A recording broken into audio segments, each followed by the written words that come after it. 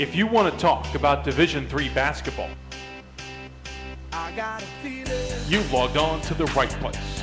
Welcome to the big show. Whereas on the men's side, I think they overloaded two of the brackets, and as a result, I think we're not going to get a good Final Four in the sense of who everyone really would like to see there.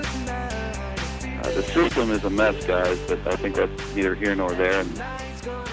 The next 3 hours, we'll cover it all. We don't have the time to move pieces because conferences are playing their title games on Sunday afternoon at 4 o'clock, for God's sake. I'll tell you what, I'll support them. You guys are going to get to the Sweet 16 and get annihilated by Stevens Point. With regional reports. We've talked a lot about the fact on the men's side that there's not a lot of dominant teams, and the flip side of that is that you have a lot of parity that makes the conference races exciting. And interviews with coaches. Hey, it's great to be on Hoopsville. I tell you, it's that time of the year. Yeah, it is. Thanks for having me. Thank you very much for having me. This D3 basketball is the greatest. The players, they play because they love it. They're fun. The teams are playing. You go to these other campuses. It's where it's at. And we knew that the ODAC competition was going to be very tough. We knew that each coach had done their job with recruiting. And there were so many young teams that we just knew that each and every night when we played an ODAC contest that we had our work cut out for us. We'll talk about who's on top. And the CCRW is much like the Wisconsin League, the WIAC, in that, I mean, really, it's a cliche, but it's true. On any night, anyone can beat you. Those surprises. Every game counts, especially play the your regional season. games. Yeah. Don't lose to a bad team. Well, don't lose your conference tournament. And who's making news in Division III. We got an awful tough league, and we have some tough games this week, but we're still tied for first place in our league in the loss column. And as you point out, they're not a reliable team in the NCAA tournament. They've proven it year in and year out that you can't count. You can even join in and chat with us. I mean, this lower right-hand bracket is loaded. This bracket is ridiculous. I mean, you could take a final. This could be a Final Four bracket. You want to play that Thursday game because you have not won an NCAA tournament game. You got to go out there and show yourselves that you can actually do it. So sit back and relax, and let's talk D3 hoops. We talked before about Hope Calvin being far and away the #1 rivalry in Division III basketball. You can't dispute it.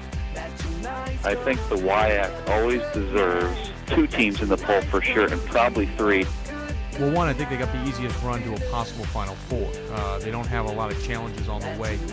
There were 3 teams in that region that deserved first-round byes. Exactly. And only 2 could get them.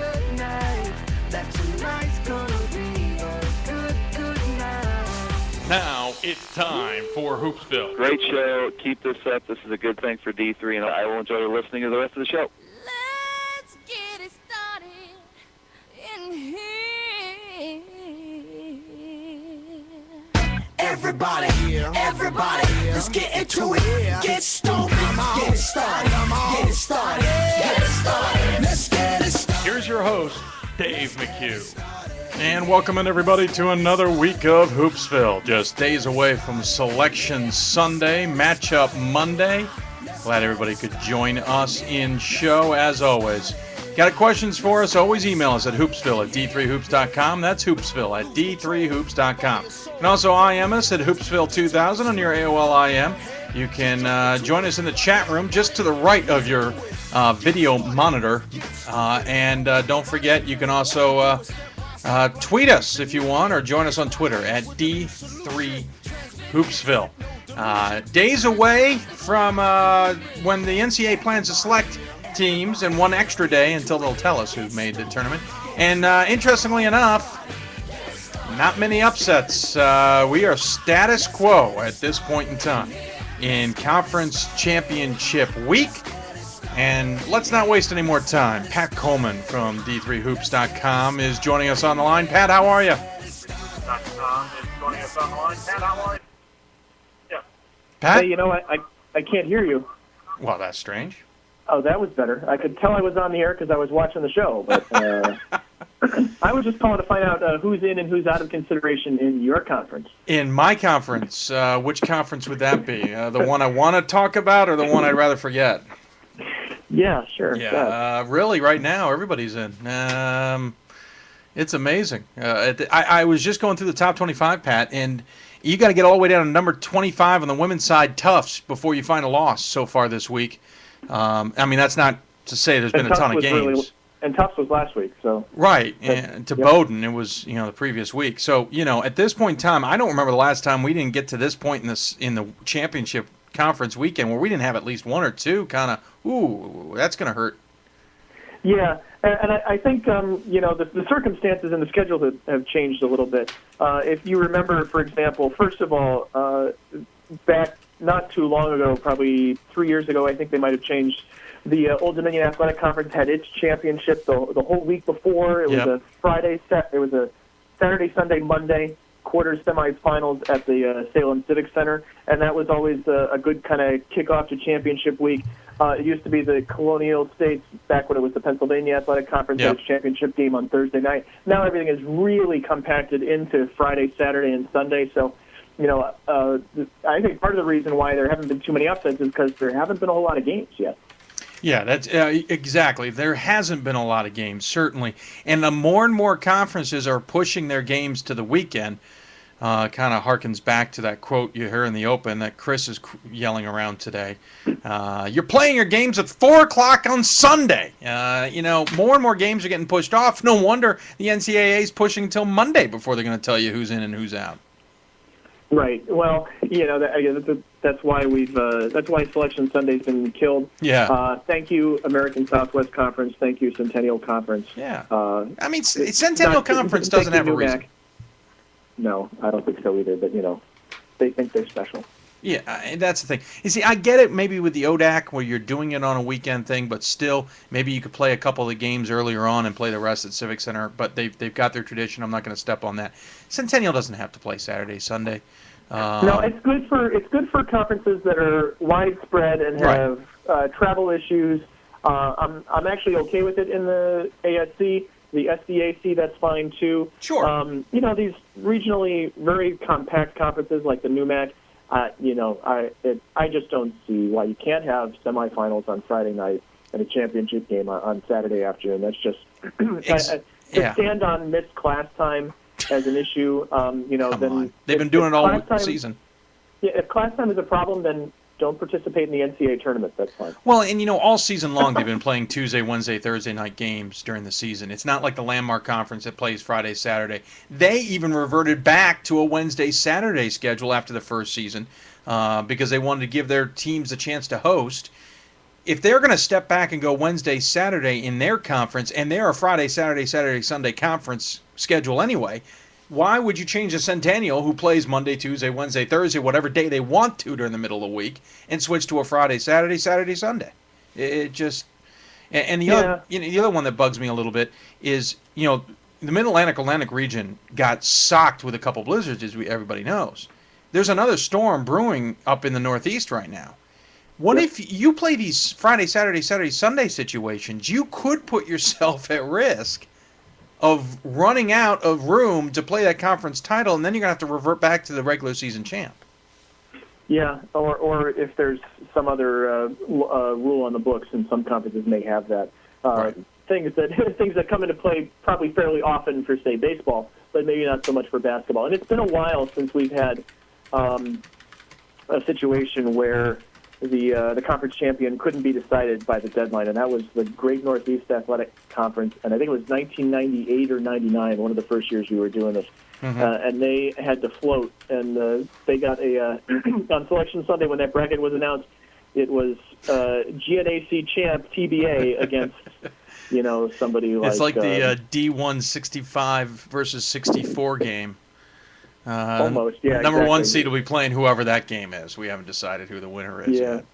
But I think now there's a rule on the books that says, and this is a question from the chat room, which we've already answered in the chat room, but I'll answer it on the air. Sure. Is your automatic bid or your champion has to be in the books by, I think it's 5 p.m. Eastern time, or it might be 4 on Sunday afternoon. I think it was 4 at one point. They may have pushed it back to 5. Yeah, it's in that ballpark. Hopefully, if weather's an issue, then the conference has some kind of contingency plan in mind. That if the games can't be played, that there's some way that they name a champion. They just have to name a champion. They can.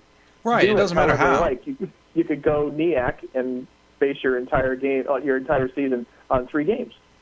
But that's the thing is,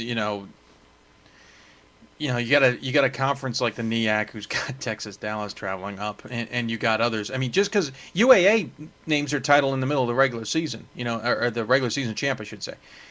Yep. There's no rule saying you have to have a tournament. There's no rule saying the tournament is the way you decide your automatic qualifier. Right. You could have a. You just name one. You could have a tournament and not have the tournament determine who your automatic qualifier is, right. For example. But this is all. I don't know. I don't chit-chat to fill a week in which not a lot has happened so far yet.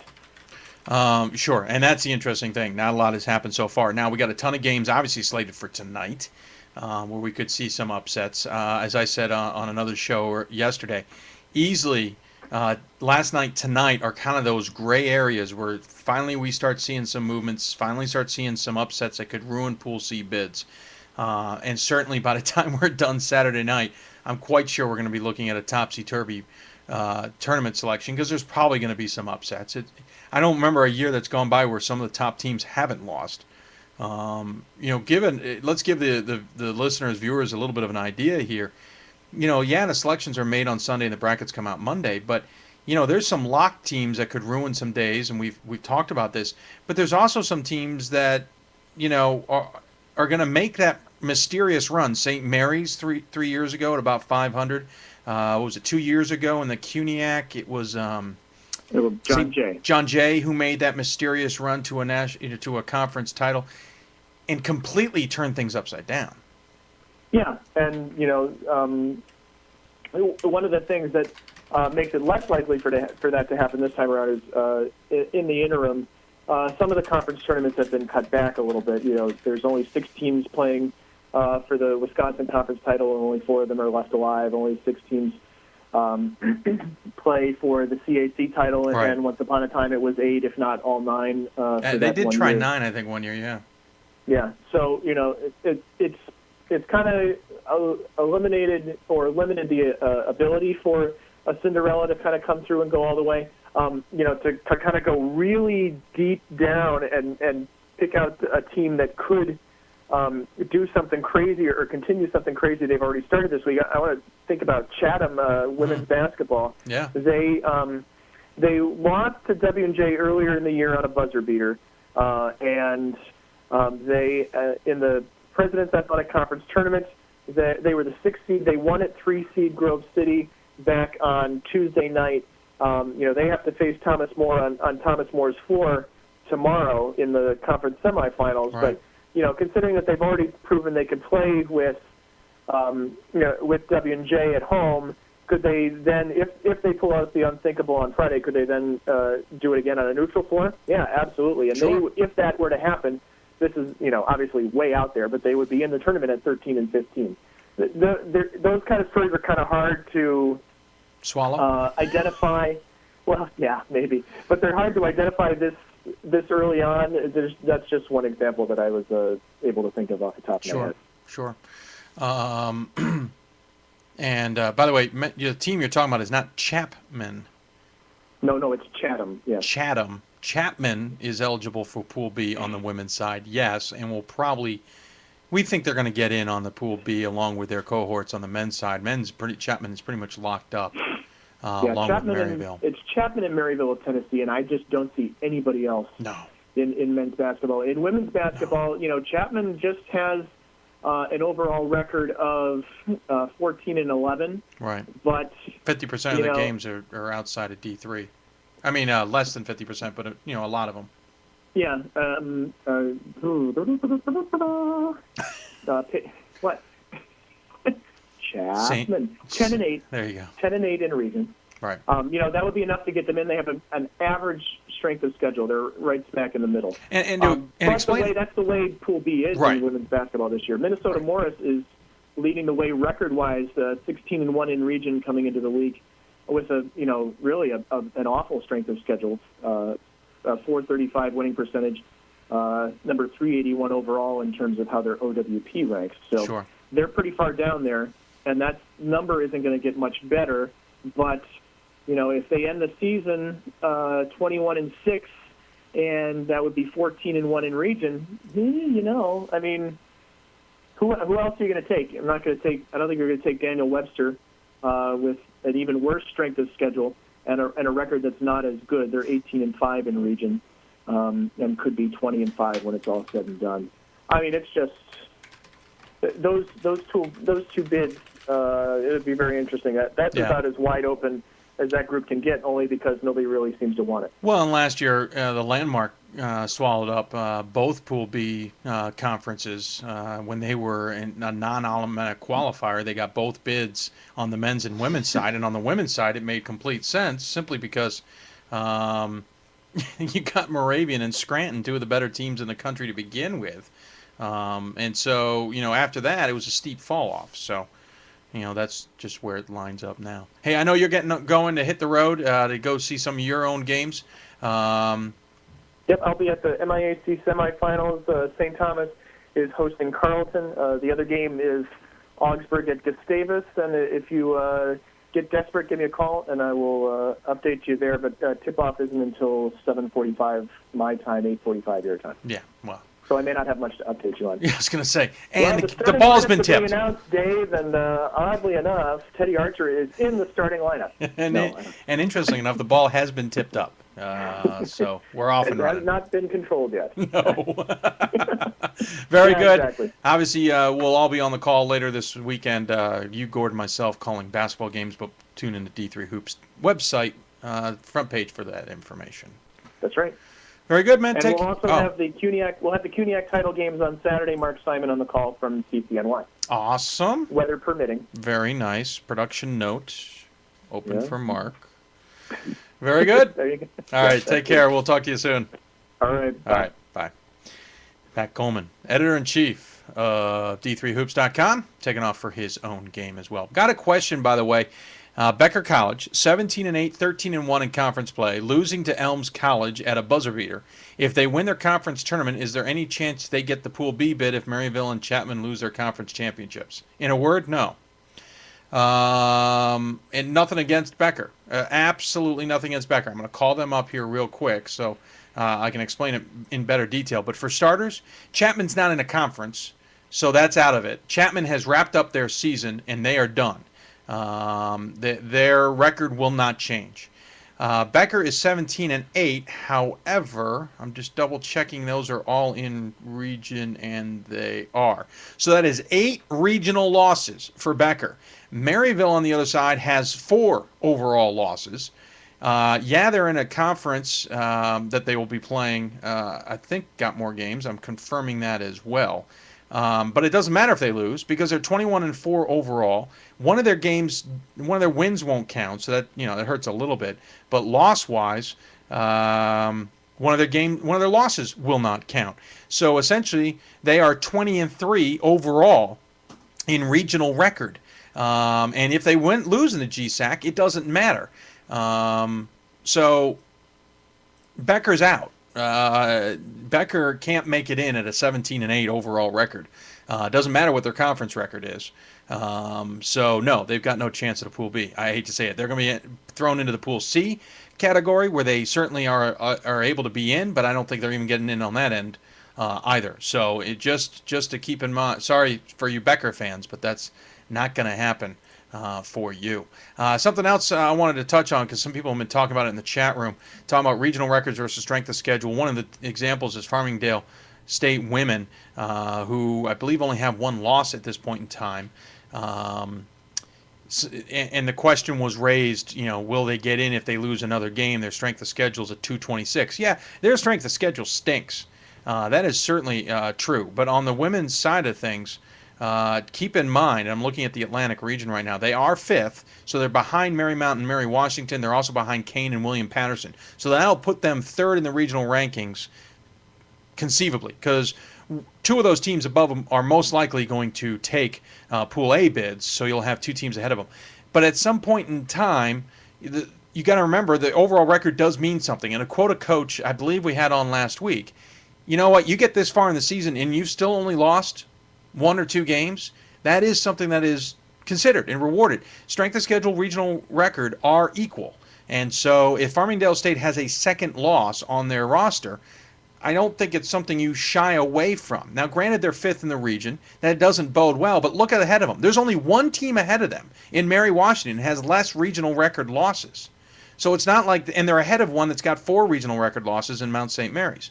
So, granted, head-to-head comes into play. If Mount St. Mary's beats Farmingdale State, it doesn't really matter, though, because Farmingdale State gets the automatic qualifier. I know there's been saying that they may not get in. My gut tells me Farmingdale State gets in strictly because, you know what? You're 23-2, or really 24-2, or somewhere along those lines. You won all but 2 of your 26 basketball games. There is something to be said about that. I'm not saying I'm right. I'm just saying don't just look at the strength of schedule when you look at teams. The NCAA selection committees have done a terrific job this year of balancing the regional record and the strength of schedule record and saying, you know what, a St. Norbert in the women's side in the Central at 20-3, because of their strength of schedule, isn't as good, we feel, ranked-wise, as Chicago and Wisconsin Whitewater. But it still doesn't mean St. Norbert's not 20-3. They're still good. They still have a very good record.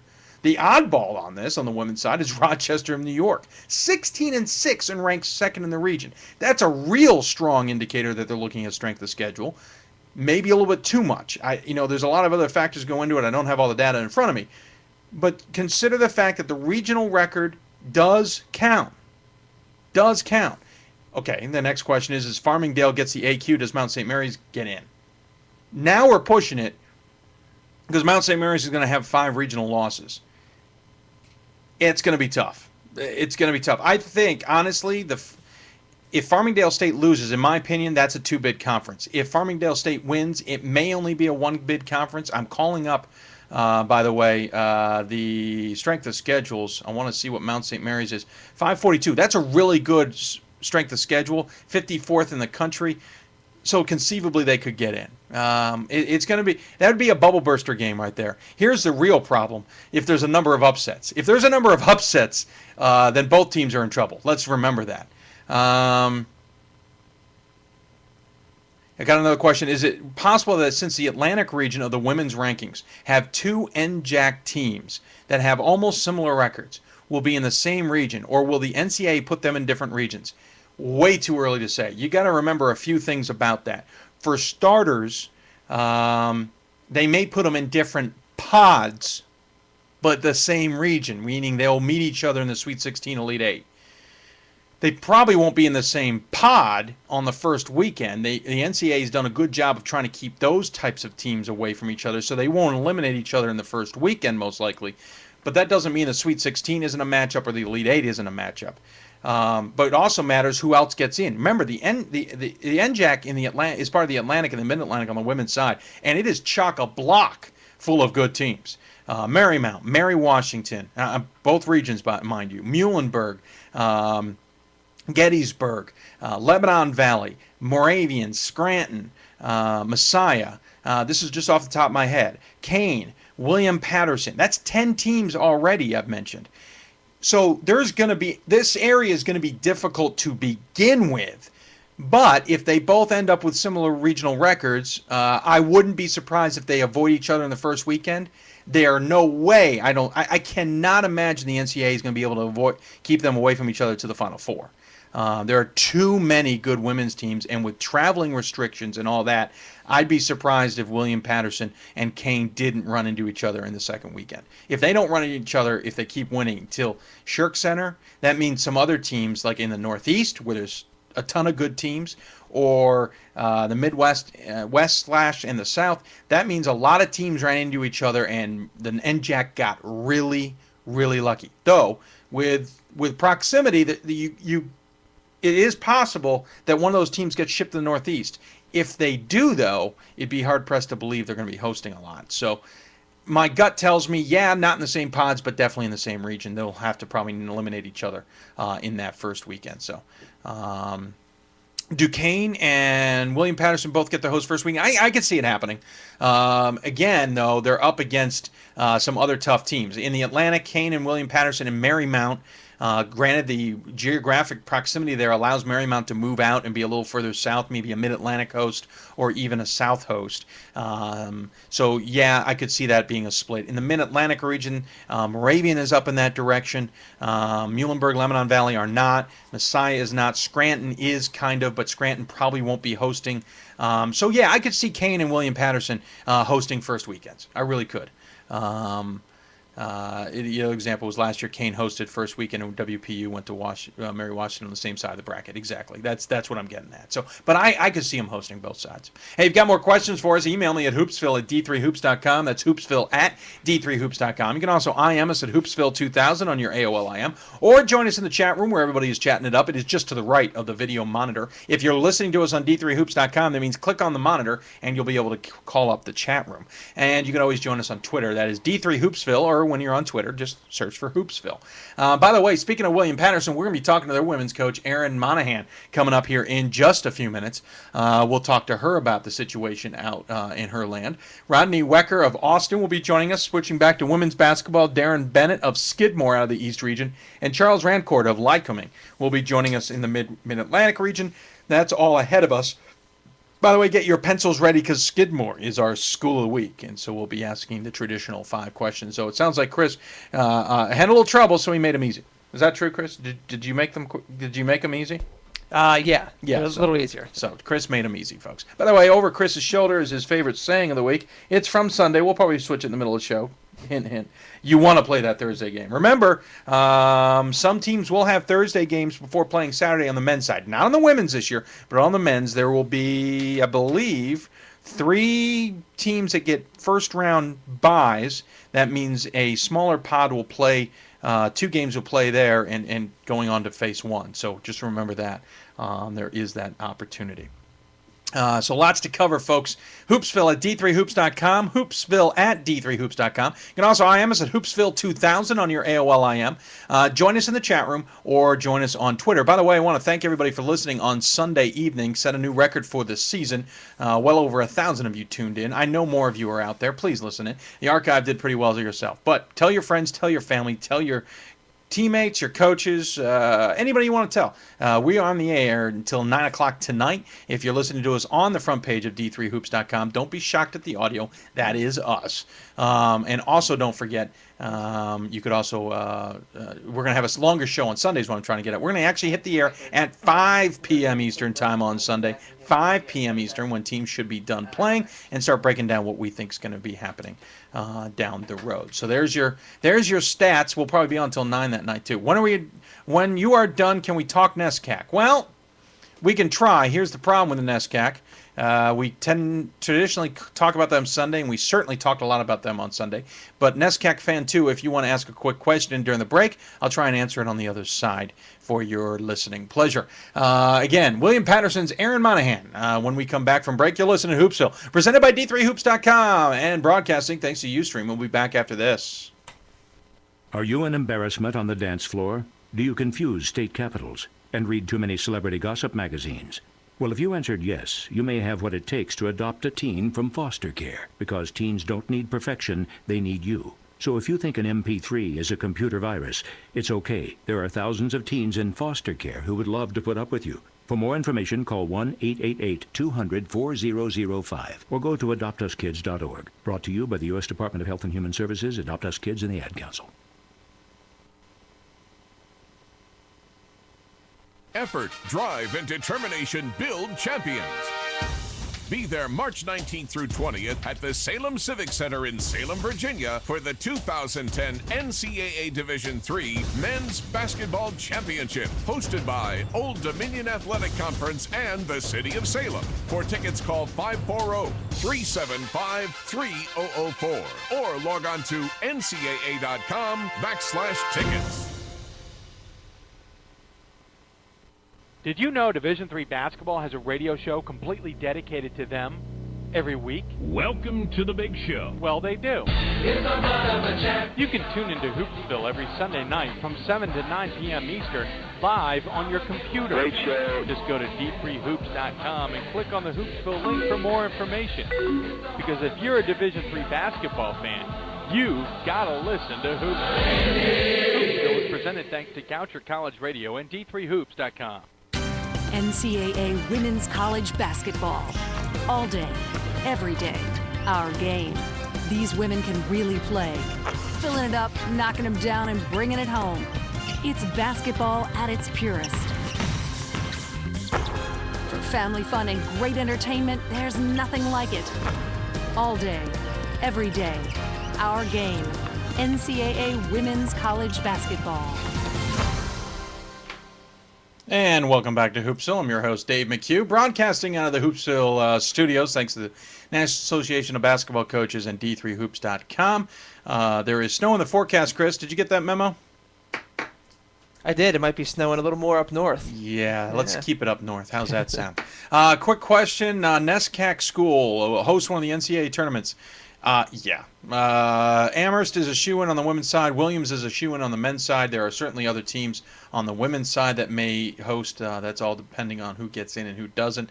NESCAC could see 3 schools, 4 schools maybe. Pushing it maybe with 4, but you never know.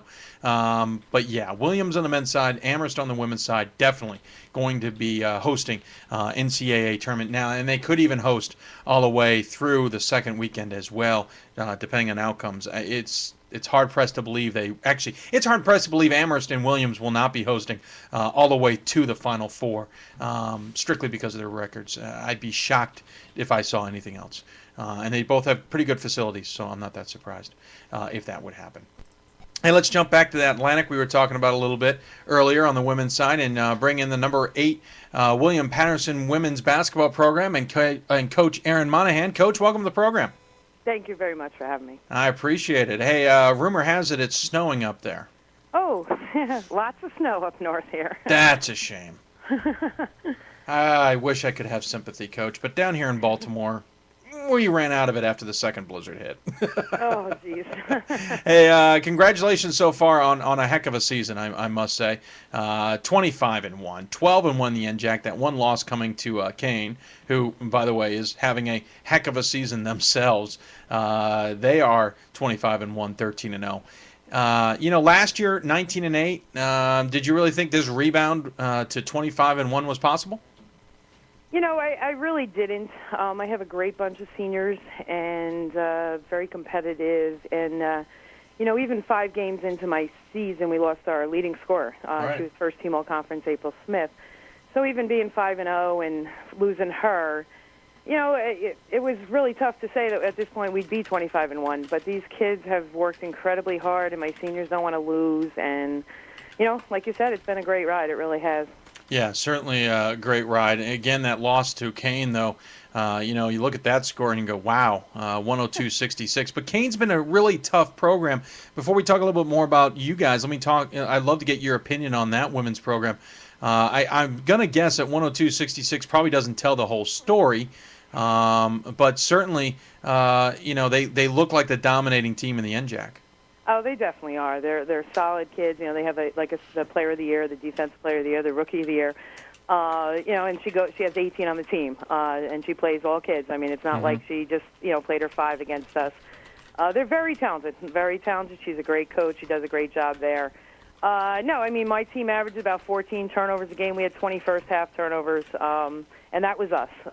It was one of those games that you're 14-0 going in, and they're 14-1 or whatever they were at the time, and we panicked. And we have them tomorrow, and I'm hoping that a different team shows up.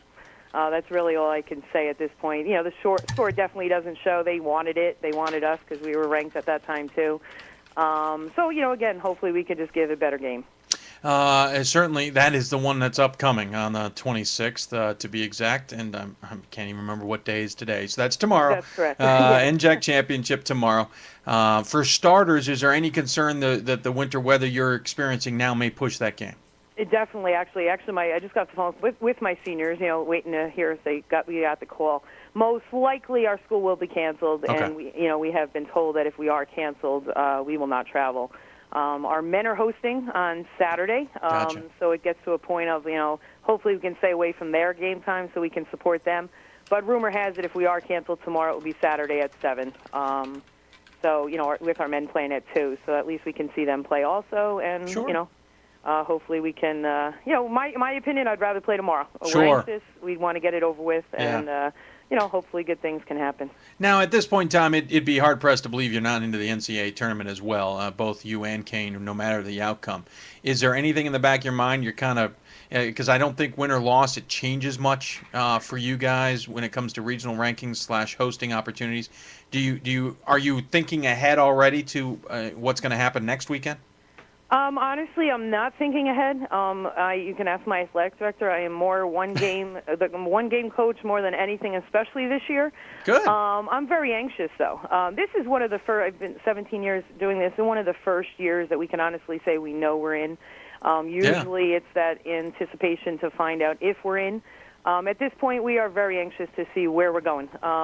Obviously, Kane's in our region, and the thought is, and the pray is, can we at least avoid them for a little while? And no other reason. Obviously they're a very talented team, but just because we have seen them a couple times. So no, we have no idea. Like I said, I'm real, focused on our NJAC championship, and on Monday we'll hope to hear some good news. Our men are also first in their region right now, and with the possibilities to host. And I know there's a whole men and women host thing. Men get the first weekend, women get the second, right? Yep. So.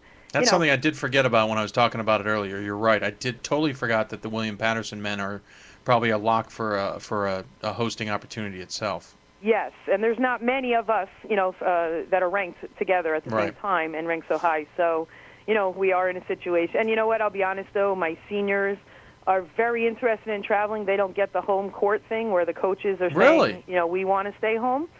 Interesting. They would like to travel. It's just a little extra. I think it adds to the whole experience. Cool. And, at this point, obviously, they're very excited about everything, and we'll take, whatever we get. Yeah, no, that's interesting. And by the way, to the listeners at home, I apologize. I did indicate that I was pretty sure William Patterson women and Kane women would be hosting the first weekend. I totally forgot about the William Patterson men. And Correct. The priority in the NCAA tournament in even years is the men in the first round, or first weekend, women in the second weekend. So thanks for reminding me, Coach. Not a problem. And unfortunately, it could hurt us. We don't know where. We don't know what could happen. Marymount. Correct. I'll be honest. Messiah. A couple of years ago, I think it was 4 years ago, my seniors were freshmen. Kane beat us on our home floor in overtime. It comes back fresh to their minds. And Kane went to NYU, and we went down to Randolph-Macon. Yeah, I remember that. And you know what? My kids enjoyed the experience. Good. So you never know. No, exactly. By the way, I forgot to mention, congratulations on Coach of the Year. That's pretty impressive to get that recognition from the NJAC, especially considering the record Kane had. That is correct. I think it's a great honor. I have incredible assistant coaches, as everybody does. But like I mentioned earlier, with losing April, I think it's been, everybody's seen what we've done with more so the lack of forwards that I have on my team, and my guards are very talented, and it's been a great ride. I mean, we've had a great experience, and I have very good kids, and we're going to, like I said, just keep going as long as they work hard and get positives out of it. Let's talk about your team. Sophomore Brianna Lucas named first team NJAC, and senior, I'm going to say her name wrong, so if you could help me out, Julie. Halasian. Actually, that's okay. I could have gotten that. Yeah. Julie Halasian, the second team honoree. Obviously, just two of the potent weapons that you have, but they're your two leading scorers. Yes, they are. Brianna, Rookie of the Year last year in our conference, has really stepped up her game. Real quiet leader on the floor. She plays my two, and one of the quickest kids in the conference. Little tiny kid, but she can get to the basket and does a great job defensively. Also, Julie has been our glue. She has really worked hard in her 4 years here, and one of those kids that will not lose. And she kills me when I always talk about it, but in basic drills that we do in practice, she is winning everything along with her senior teammate Elisa Brown, and they have done a great job in keeping this team together. Honestly, they're just having fun. And we had a great recruiting class this year, and these older kids have taught these younger kids what it's about, and our practices are very competitive, and that's helped us get to where we, are right now. It's something of note that, you mentioned April Smith going down 5 games into the season. and losing her, but yet she's still the team's second leading rebounder in stats, and she's still the team's leading scorer in stats. It proves it was a heck of a weapon to lose, but it also shows, the team found something to progress to this point in time. Yeah. I mean, rebounding is something that every game I beg for. Erin Cook, a senior, has really stepped up. She just had 16 rebounds this past Tuesday. She has averaging a double-double in the last 2 weeks, and that's a senior for you, stepping up at this time of year. And April, more so the team has, Elisa Brown is a player that's never in the stats as a senior, had 18 points this past Tuesday. And other kids, they're just, whatever it takes. I had some freshmen come off the bench and, hitting threes on the buzzer and doing little things. And more so this year than ever. I play 11 kids, and we've never been able to do that. And we've had injuries. I've had two torn ACLs this year also, and we're still, chugging along. They come hard every day, and it's to make up for April. And last year she had an incredible year, first year with us, and very unfortunate, and she still comes to practice every day, and has my couple other injured kids, and like you said, we'll just keep working at it, and hopefully positives can happen. Yeah, sure. Outscoring your opponents by 17, certainly impressive, and shooting pretty well as well. Let's talk a little bit quickly. I want to ask though, April Smith coming, she's a junior this year. Is this a situation where she maybe goes for a medical redshirt and you get her 2 more years? We hope so. Okay. We hope so. She had labrium surgery beginning of January, and it's a tough rehab. And we do hope so. I mean, she's our biggest kid, and she brings a lot to this team. And I think it would be such a positive with the younger forwards that I have for now to bring her back. And now they all have that experience. So yes, it's something that we're hoping for. I mean, every coach would, I guess. Sure. Talking to Aaron Monahan, William Patterson women's basketball coach, number 8 team in the country. Easy for me to say. In the the D3Hoops.com top 25, number 2 in the Atlantic regional rankings, right behind Kane. Coach, got a question. You guys got the chance to play Mount St. Mary's 49-43 in that game. A lot of people kind of curious what the future is with that conference, Mount St. Mary's, Farmingdale State, who will get in. What were your thoughts? One listener wants to know about Mount St. Mary's. We've played Mount St. Mary's the last 3 or 4 years, and always a great game. Always a great game. More of a defensive game on our end, and that's when it's been able to help us through. I definitely think, obviously, they're very talented in their conference. Have been following them in Farmingdale also. He does a great job there and always has talented kids. Sure. He's recruited a couple of mine. He recruited Julie 4 years ago, so it's always a good situation for her to go out and play that game. But yeah, we'll be into, like I said, trying to figure out where we will land. To see if we'll be playing the same teams we've seen before. But, yeah, it'll be interesting. I think, obviously, they play each other. I'm not sure of when it is this weekend. I would assume Farmingdale and Mount St. Mary's. Yep. So that'll be interesting. And, yeah, it's always a great game that we've had with Mount St. Mary's. Coach, what's it been like? This is your alma mater. Obviously, William Patterson basketball hasn't been a stranger to these situations on both the men's and women's side. And certainly it hasn't been really a stranger on both succeeding well. But what's it been like to have both programs playing so well at this point in the season? It's really just great. Jose and I get along well. Well, that's good. yeah, we do. Exactly. Might have had some ups and downs at the beginning of our careers, but he now realizes the women are up there also. Oh, so. Okay. I got my 300th in B in the year, and I wasn't at last night's game because my daughter had a game, and he got his 300th last night in the men's playoff game. He just was named Coach of the Year in our conference. I think it's a great. We've had the same record. He had an extra loss last couple weeks ago. Talking to my athletic director about it, just getting William Patterson's name out there. Just great for the school, great for this time of year for both of us to still be in it.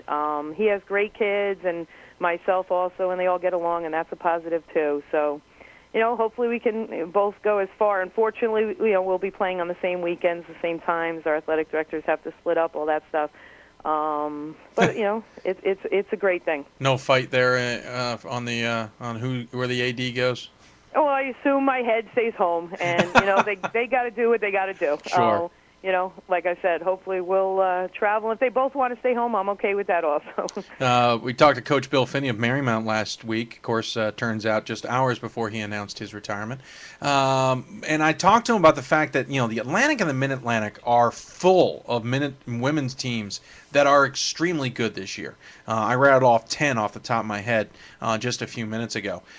In two regions that are so tightly packed together, you're going to run into these teams. First off, do you remember a time where so many teams were so good record-wise at this point in the season?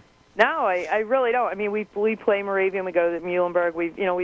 We haven't played Scranton in the past, but we've played those teams. And no, it does seem like it's a great year for this area, and it really does. I mean, it just seems like in different times they see Lebanon Valley's beating Messiah's beating this team, and right. It's going back and forth. But no, it's great basketball in this area, and I think it's a great recruiting situation for the kids also. And we look forward to hopefully maybe going to Moravian. Maybe that's somewhere where we'll end up. Yeah. You never know, but yeah, it's good basketball. Yeah, certainly, pretty good. The other question would be, that you're making the NCAA tournament. It's probably not going to be an easy road. Not that there's ever an easy road, but I mean from game one on, it's going to be a battle every night most likely with the teams that are around, and not to mention teams just outside that could move up into your blocks like a Roanoke or others. What's the mentality going forward? I mean, obviously one game at a time, but is there any sense of, geez, if we get to the Final Four, it's going to be a heck of a run to pull it off? Like I said, I have an experienced team, but I also have a young team, and up to last week, I had to tell them we might be playing on March 5th. I did not give them the schedule. I don't even know if they know. I mean, I'm sure my seniors have said some information. Sure. We haven't put it out there. We've really, really gone game by game. I know what it's going to take. Our inspiration was TCNJ getting there last year. We played them in the conference semifinals. They got blown out, but we played them during the year. We lost by 2. They had 6-3 Hillary Klimowitz. Yeah, Klimowitz, yes. But, our inspiration was if they could do it, we might be able to do it. Sure. Obviously, I know we haven't had an easy game all year. We've been down many games, and we find a way to win. We're just going to, I'm going to coach my team and scout, my situation, give my reports out, and hope and pray that, my team shows up. And we often try to figure out if we are going to. Right. But, yeah, it's going to be a tough road, but you know what? It's only going to make my young kids stronger for the future. Like I mentioned, my seniors played in the second round down in Randolph-Macon, and, they've experienced that, and that's where they want to go. They want to at least get to the second, if not the third or the fourth. Obviously, feelings that we can maybe go all the way.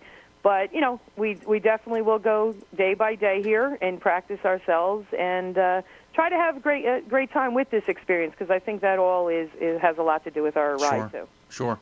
Hey, very good, Coach. I appreciate you joining us on the phone. I know you've got some scouting and stuff to get ready for that game, hopefully tomorrow, along with your team. So I appreciate you taking time to join us on the air. But as always, we give the coach the final word. So any final thoughts you want to share with those listening to Hoopsville tonight?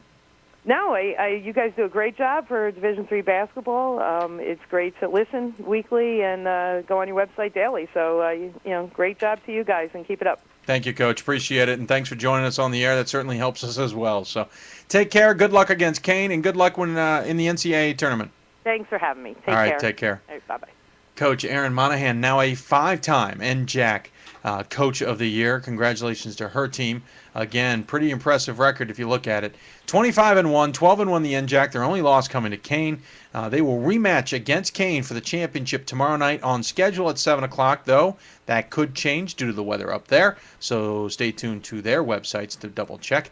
Both teams making the NCAA tournament, and I again correct what I said earlier.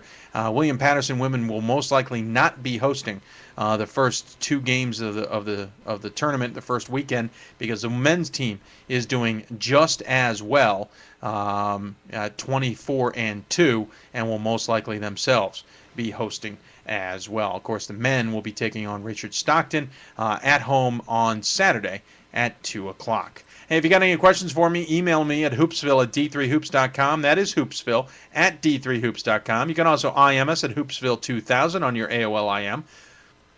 You can also join us in the chat room. There's a number of people in there. And, of course, don't forget, you can also join us on Twitter as well. But I know there's a number of fans in there, so we hope we can hear from you. By the way, Randolph-Macon Yellow Jacket asked the question, predictions on the Fab Four in the Yodak tournament, all 4 getting in.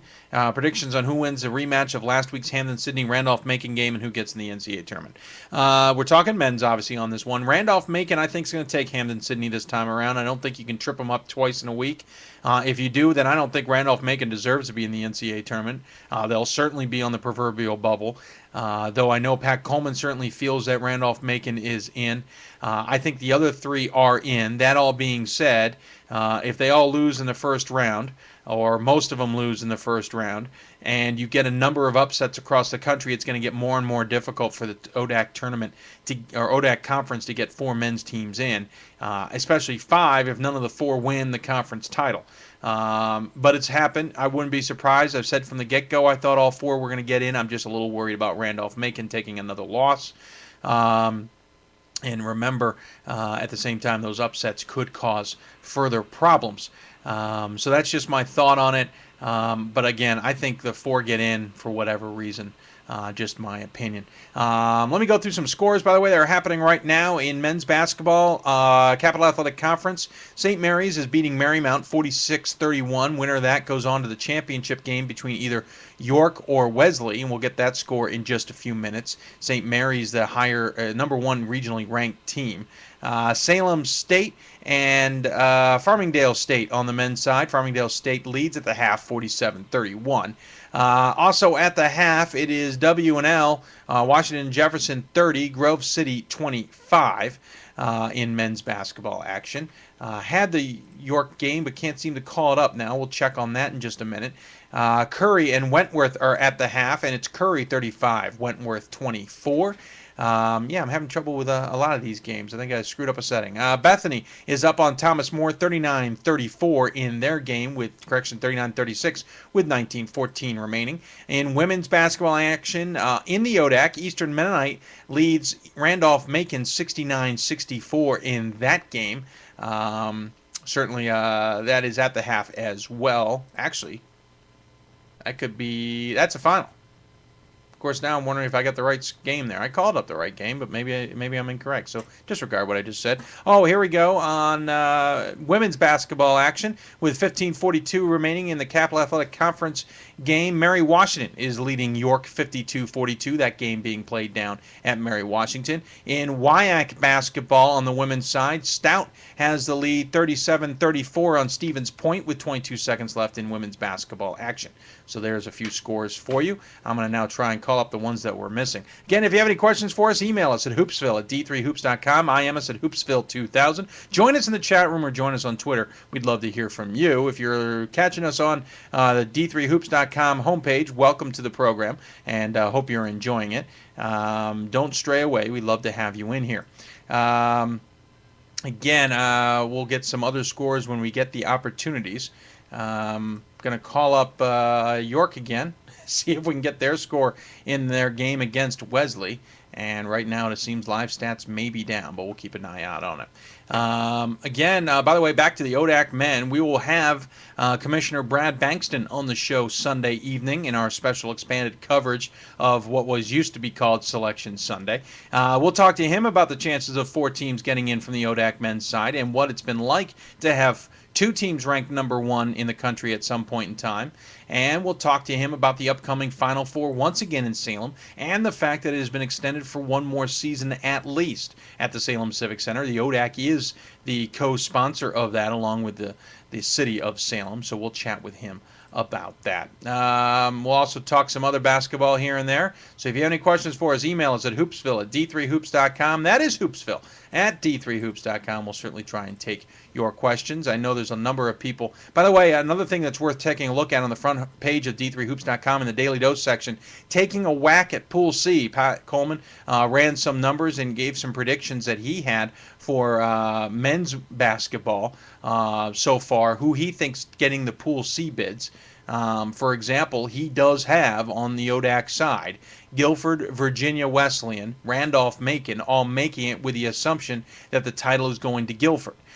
He also has Richard Stockton getting in, a team that I don't know. I'm a little nervous about getting the NCAA tournament. He also has York of Pennsylvania getting in as of right now, should they make the championship game and lose to St. Mary's. That game, York versus St. Mary's, should it happen, will probably be broadcast here on d3hoops.com. I'll probably be on the call, but obviously both teams have to get through tonight. But check it out. Pat certainly has a lot of other information on there. He points out that Ramapo, NYU, Calvin, Wesley, Western Connecticut, DePaul, La Crosse were on the board, but didn't make it the tournament. So he does have Brandeis making the NCAA tournament, by the way, as well, which I find interesting. I think a lot of us have felt that Brandeis could be in a lot of trouble. Now, that's before upsets, so don't forget that. That is definitely before upsets. I got a question about the OAC and their tournament. Give me a minute. Let me call it up. I don't want to take a guess at something that I'm not looking at carefully enough, as you can probably imagine. We'll look that up. Again, email us at hoopsville@d3hoops.com. Join us in the chat room. IM us at Hoopsville2000. Lots of ways to get a hold of us. We'll certainly love to take your questions and try and get your answers. Coming up in just a few minutes, Rodney Wecker of Austin will be joining us down in the south. In the east, it will be Darren Bennett from Skidmore, and in the mid-Atlantic, Charles Rancourt of Lycoming. We'll be chatting with them. OAC on the conference side on men's basketball. The question is, how is that tournament going to play out? And hold on, sorry, calling it up. Semifinal will be Capital versus Wilmington, and of course John Carroll will be playing as well, though I'm triple checking who they're playing. They'll be playing Heidelberg. I suspect it'll be John Carroll, and I'm going to go on a limb, and I think Wilmington's going to take out Capital. So I think it's going to be John Carroll versus Wilmington on the OAC men's side, and I think John Carroll takes it. On the women's side, give me a minute as I try and call that up. By the way, Chris, there is a question as to what your quote says. Have we changed the quote? Same quote. Oh, during the break, I'll make it a little darker just so everyone can see it up there. Oh, gotcha. Oh, you don't want to change it up? Maybe how about on Selection Sunday, I'll keep it going every break. Okay. Keep it nice and fresh for all the viewers out there. By the way, on the women's side, it'll be Capital versus Ohio Northern, Mount Union versus Baldwin Wallace. I kind of like Mount Union here. Capital certainly playing well as well, but I'm going to take Mount Union on the women's side of things. So there's your answer on the OAC. We're going to take another break. On the other side of the break, we'll talk South Region basketball with Austin head coach Rodney Wecker. You're listening to Hoopsville, presented by d3hoops.com. If you have any questions, email us at hoopsville@d3hoops.com. That is hoopsville@d3hoops.com. Also, join us in the chat room. There's certainly many people in there.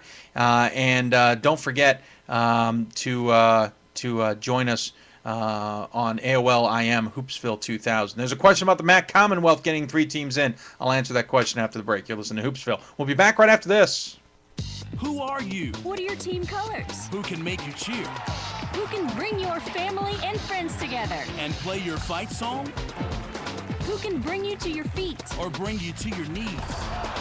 When the game is on the line, who do you want to take the last shot?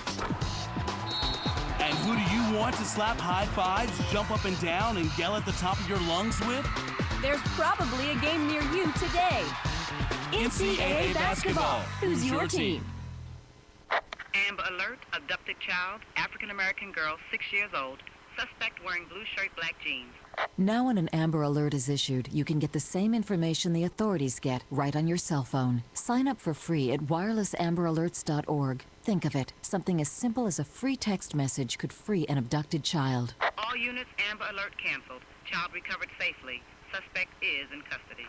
wirelessamberalerts.org. A child is calling for help. Brought to you by the Ad Council.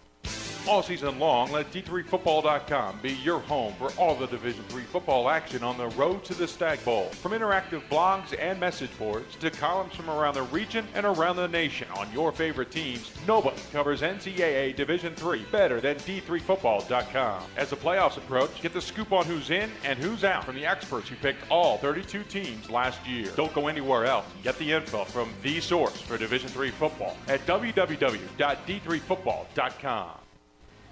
Ever wonder where you can hear the latest Division III basketball news? Welcome to the big show. That's Hoopsville. Great show. The only show dedicated to Division III basketball in the world. I'll tell you what, I'll support them.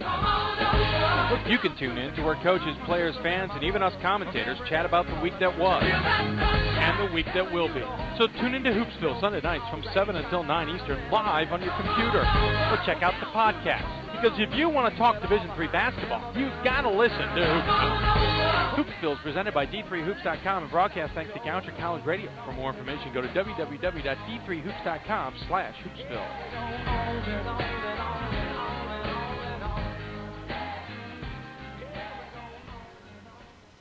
Who are you? What are your team colors? Who can make you cheer? Who can bring your family and friends together? And play your fight song? Who can bring you to your feet? Or bring you to your knees? When the game is on the line, who do you want to take the last shot? And who do you want to slap high fives, jump up and down, and yell at the top of your lungs with? There's probably a game near you today. NCAA basketball. Who's your team? And welcome back to Hoopsville. I'm your host, Dave McHugh, broadcasting out of the Hoopsville studios in the Baltimore region. I want to thank the producer extraordinaire, Chris Taher, who has made his quote even bigger. You want to play that Thursday game. Or is it Thursday night game? Who cares? Chris promises quotes in every commercial break throughout the show on Sunday. So tune in. That's worth it in itself.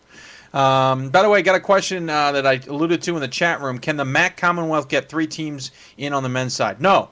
No, no, no, no, no, no, no. No. I don't know why I'm trying even higher. No. Men's side on them, they may get 2, Albright and Lycoming. We'll be talking to Lycoming's coach later in the show. They may get 2, but they are not getting 3. Messiah is second and third, tied with Elizabethtown at 16-9 regional records. It's not going to happen. Lycoming's 21-5, Albright's 20-5, both pretty good strength of schedule records. I wouldn't be surprised if both those teams getting in, but that reminds me, I wanted to check out what Pat posted regarding that, and looks like I don't have it up. Oh, here it is. Pat has Lycoming making it in, assuming Albright gets the automatic qualifier. I'm triple checking MAC Commonwealth, Albright, yeah. So MAC Commonwealth, no, you're getting 2 teams in. And be careful, though. You could end up being 1. A question about Emory men. Can they make the tournament with Rochester? Let me look at... I don't think Pat's predicting that. No, actually, I don't even... If this is men on Emory, no. Can't make even with a win over Rochester, no. Men's side of the UAA is only going to be 1 team, WashU, possibly Brandeis. I don't see anybody else making it in. Great season for Emory, but no. If it's the women's side, I'm quickly checking regional rankings. If it's the women's side, no. I don't even know Roanoke or Emory's women's schedule, and I apologize ahead of time. But no, Emory's not going to make the NCAA tournament this year, so I apologize. Coleman has 3 NJAC teams in including the automatic bid. I'm assuming you're talking women's basketball. Not 100% sure. I'll try and get back to that in just a minute. Yeah, it's men's basketball because Pat's only done a post-up for men's on this. And I'm looking up what he wrote. He has Richard Stockton making it in and Rutgers Newark. Yeah, I think Rutgers Newark's the tough one there. Because remember, this is as of now. This doesn't count any upsets. This is assuming everything's status quo for the number 1 team in every region. Every number 1 team getting into the NCAA tournament. That's pretty hard-pressed. That's not going to happen. get ready for upsets. And if upsets happen, Rutgers sitting just a few spots, like seventh to last of getting in, is going to start falling and start falling and start falling. That's why York at 18 probably won't make it in with upsets if they are a Pool C bid. Ithaca at 16 is going to be tough to get in. So keep all that in mind. These are based on no upsets at this point in time. Hey, wasting enough time. I know I got another coach sitting on hold, and I appreciate him sitting there waiting for us. Austin men's basketball coach Rodney Wecker joining us on the program. Coach, welcome to Hoopsville. Thank you. I appreciate you sitting on hold as I've rambled through some questions from the viewers. We didn't forget you. Sitting on top of the SCAC standings on your side of things at 12-4 in conference, 19-6 overall. You will be taking on Rhodes at Millsaps in the SCAC quarterfinal coming up here tomorrow night. How do you feel about the season so far? I feel really good. I took over this program 3 years ago, and we've built the program here, and it's nice to see. And I have a lot of seniors this year, and we've been through some wars, and get on top of the West Division of the SCAC this season is a tribute to those kids and their hard work over the last 3 years. 19-6, 12-4 in the SCAC. SCAC certainly not easy. You just were out at Millsaps. I'm sure you're travel weary right now at this point in time, having played them in the final game of the season. SCAC takes a lot out of teams. How's your team holding up? They're holding up great. It actually was a benefit for us to play at Millsaps the last game of the year. Of course, it was a conference tournament type of setting because Millsaps was trying to get into the tournament, and of course, they knocked us off for the last game of the season in the regular season. But, it gave us a chance to get used to the facility and the surroundings and everything. So we're well prepared from that standpoint. Again, you're on top of your side of things by 3 games over Southwestern, Trinity, Texas, sitting right there as well. On the other side of things, Birmingham Southern, who's not eligible for postseason play, DePaul, and then Center, all tied at 11-5 in conference record. It really seems like the SCAC has been a bit of a battleground this year, maybe more so than in others. Yeah, there's a lot of parity in this league, and fortunate for us, we were able to knock off Birmingham Southern, Center, DePaul, and Rhodes in regular season play. So we're very fortunate from that standpoint. But you have to bring your A game every night because everyone in this league is very competitive, and if you're not prepared and respond accordingly, they can knock you off any given night. Any given night is certainly for sure. What's it going to take to win this conference for you guys? Well, it's a marathon tournament, of course. We have 8 teams in it, and we open up with Rhodes, and you got to play 3 days, 3 games in a row, and with my team, I feel really comfortable with because we have added depth, and we rotate guys in, so we'll be fresh for every game, and we'll be prepared, and whatever opponent we face throughout the tournament. Of course, we know who we play in the first round, which is Rhodes. Yeah, certainly. Let's talk about your team a little bit and talk about the leaders and all. Kola Alade, am I saying that correct? Kola Alade. Alade. Oh, I like that, actually. A lot better than the one I gave. 15.5 points a game, 5 rebounds. Scott Straley, 10.4, and, of course, 9.3 points out of Kyle Littleman. You got a lot of good weapons there. What's been the secret to success so far this season? The secret to success this season is depth. And these guys, they do it together, so it doesn't really matter about one individual. Yeah, we have Kola Alade, who's basically our team leader, and he's well recognized in our league, and hopefully he'll get some national recognition as well. He probably doesn't have the stats like some other individual talents out there across Division III, but he's quite a player. But, we rotate guys in, and we go 11, 12 deep. So, any given night, someone can step up and put the ball in the hole and make some plays. We're talking to Coach Rodney Wecker of Austin, joining us here in the chat room. If you have any questions for him or myself, email us at hoopsville@d3hoops.com. That's hoopsville@d3hoops.com. You can also IM us at hoopsville2000 on your AOL IM. Join us in the chat room right to the right of the screen, or you can also join us on Twitter at D3 Hoopsville. Coach, you mentioned this is a young program for you in a sense, and you look at the roster, and you certainly have your fair share of seniors on this squad. And obviously now you've got a chance to kind of bringing in your own talent. But is there a sense that you got a great opportunity now you need to take advantage of? Yeah, every year you got to bring in 4 or 5 new players that can contribute right away. Like next year, I won't have any seniors in my program. I'll have some young kids that are going to have to step up and fill some roles there. I have a couple sophomores, Josh Saunders and Scott Straley. Of course, Scott Straley, he's their second leading scorer. But from a stat ratio standpoint, if you want to do a power rating, he's one of our he's our number 1 ranked player above Kola Alade, which is kind of interesting from that standpoint. But I really like my young kids, and they're getting experience in practice every day against these upperclassmen and everything. And of course, I play a freshman as well off the bench, Walter Phillips, and he's really athletic, and he's going to be a game changer throughout his career. So I feel really good about that. Obviously, the South region has been the focus of a lot of attention this year because it has been so good in the sense of so many teams, but obviously over in the ODAC. Has it been a little bit of you feel like the rest of the South has been forgotten about, or how you guys dealing with all the attention over in the east part of your region?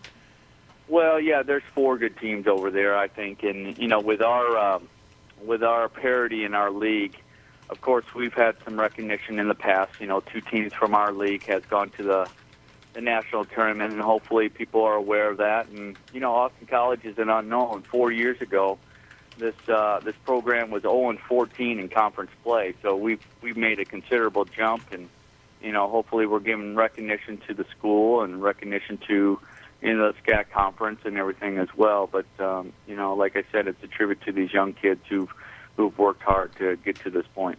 Again, you're sitting there looking at a chance to win the SCAC title and get that automatic qualifier. But have you looked at the fact that if you guys enter the Pool C world, what that could do and what chances you might have? Well, yeah, I've looked at it a little bit, and some of those things are out of my control. Of course, having Millsap's knocking us off the last game of the regular season. It hurt us just a little bit, but I don't think, if we get to the championship and, hopefully win the championship, I think we should have some recognition there because of the season that we played. And, we played some top teams in the region and some top teams in the country. University of Texas at Dallas, and it's been very competitive and outside our league conference and everything. So, I would think that, we may be an unknown, but hopefully the conference weight kind of carries a little bit there. Conference-wise, you're the only team in the regional rankings as of Wednesday, with ASC getting 2 in Texas, Dallas, and Mary Hardin-Baylor being behind you. Is there concern that, this is a Pool A only bid, that any team from the SCAC is only going to be represented by whoever wins the conference title? Yeah, or in hindsight, there hopefully University of Texas at Dallas wins their conference tournament as well. So if we have a little slip in the action, maybe they'll win it, and we would be in consideration there just from a representative standpoint from the South region. So like I said, you can only control your own self, and Austin College will do that throughout the tournament, and our goal is to win the conference tournament, but you can only take one game at a time, and we have roads tomorrow, so that's our first task, because if you don't take care of that, you can't move on. Sure. Obviously, you come from a bit further out west in Whitworth, where you were assistant coach from 91 to 2004 and associate coach for 2005 until you left to join Austin. And certainly you're familiar with the situation Whitworth gets put in, kind of a little bit out on an island out there. They're having a good season, but is there anything you take from your Whitworth experience when either A, trying to schedule games, granted SCAC certainly helps you with a lot of your games being taken up, but also B, from being on the outside, kind of looking back at everybody else? Yeah. with our extensive travel, we're not the big airplane league, but we're certainly the small airplane league. I mean, we travel all over the country, from Atlanta to Colorado to Indiana. So, our extensive travel, you got to look at the whole budget standpoint too. And we play University of Dallas, and then we play University of Texas at Dallas. 4 times a year, so it helps with that. So sometimes you're not able to schedule some of those other, high-ranked opponents either in region or, you have a classic and you try to invite them, but when you have success, teams don't want to come and play you at home either. So you know how that is. So, sure. And just like Whitworth's situation when I was out there, we had it just takes time to get noticed, and certainly they have a great program this year. I think they went undefeated in their conference, and it was a tribute to them. And then, with the Wisconsin schools up there, you're playing against some schools that are bigger, and they have 10,000 students and a little bit more opportunity to recruit from and everything too. So it's a different standpoint. And it's not. I think it's a tribute to what Whitworth has done, but also what Austin College has done in getting some national recognition. Now you just got to talk him into a game. Who? Whitworth? Yeah. We'll see what happens there sometime. So. Yeah, a little I told them tough. if they pay for my trip, that would be fine. Okay? There you go. Go the other way. Hey, quickly before I go back on another topic, the one thing that is interesting for Austin, and we've alluded to it earlier, losing records as far back as 2003, 500 record last year, 19-6, certainly a dramatic improvement. There's got to be at least a little bit of buzz about the Kangaroos. Very much so.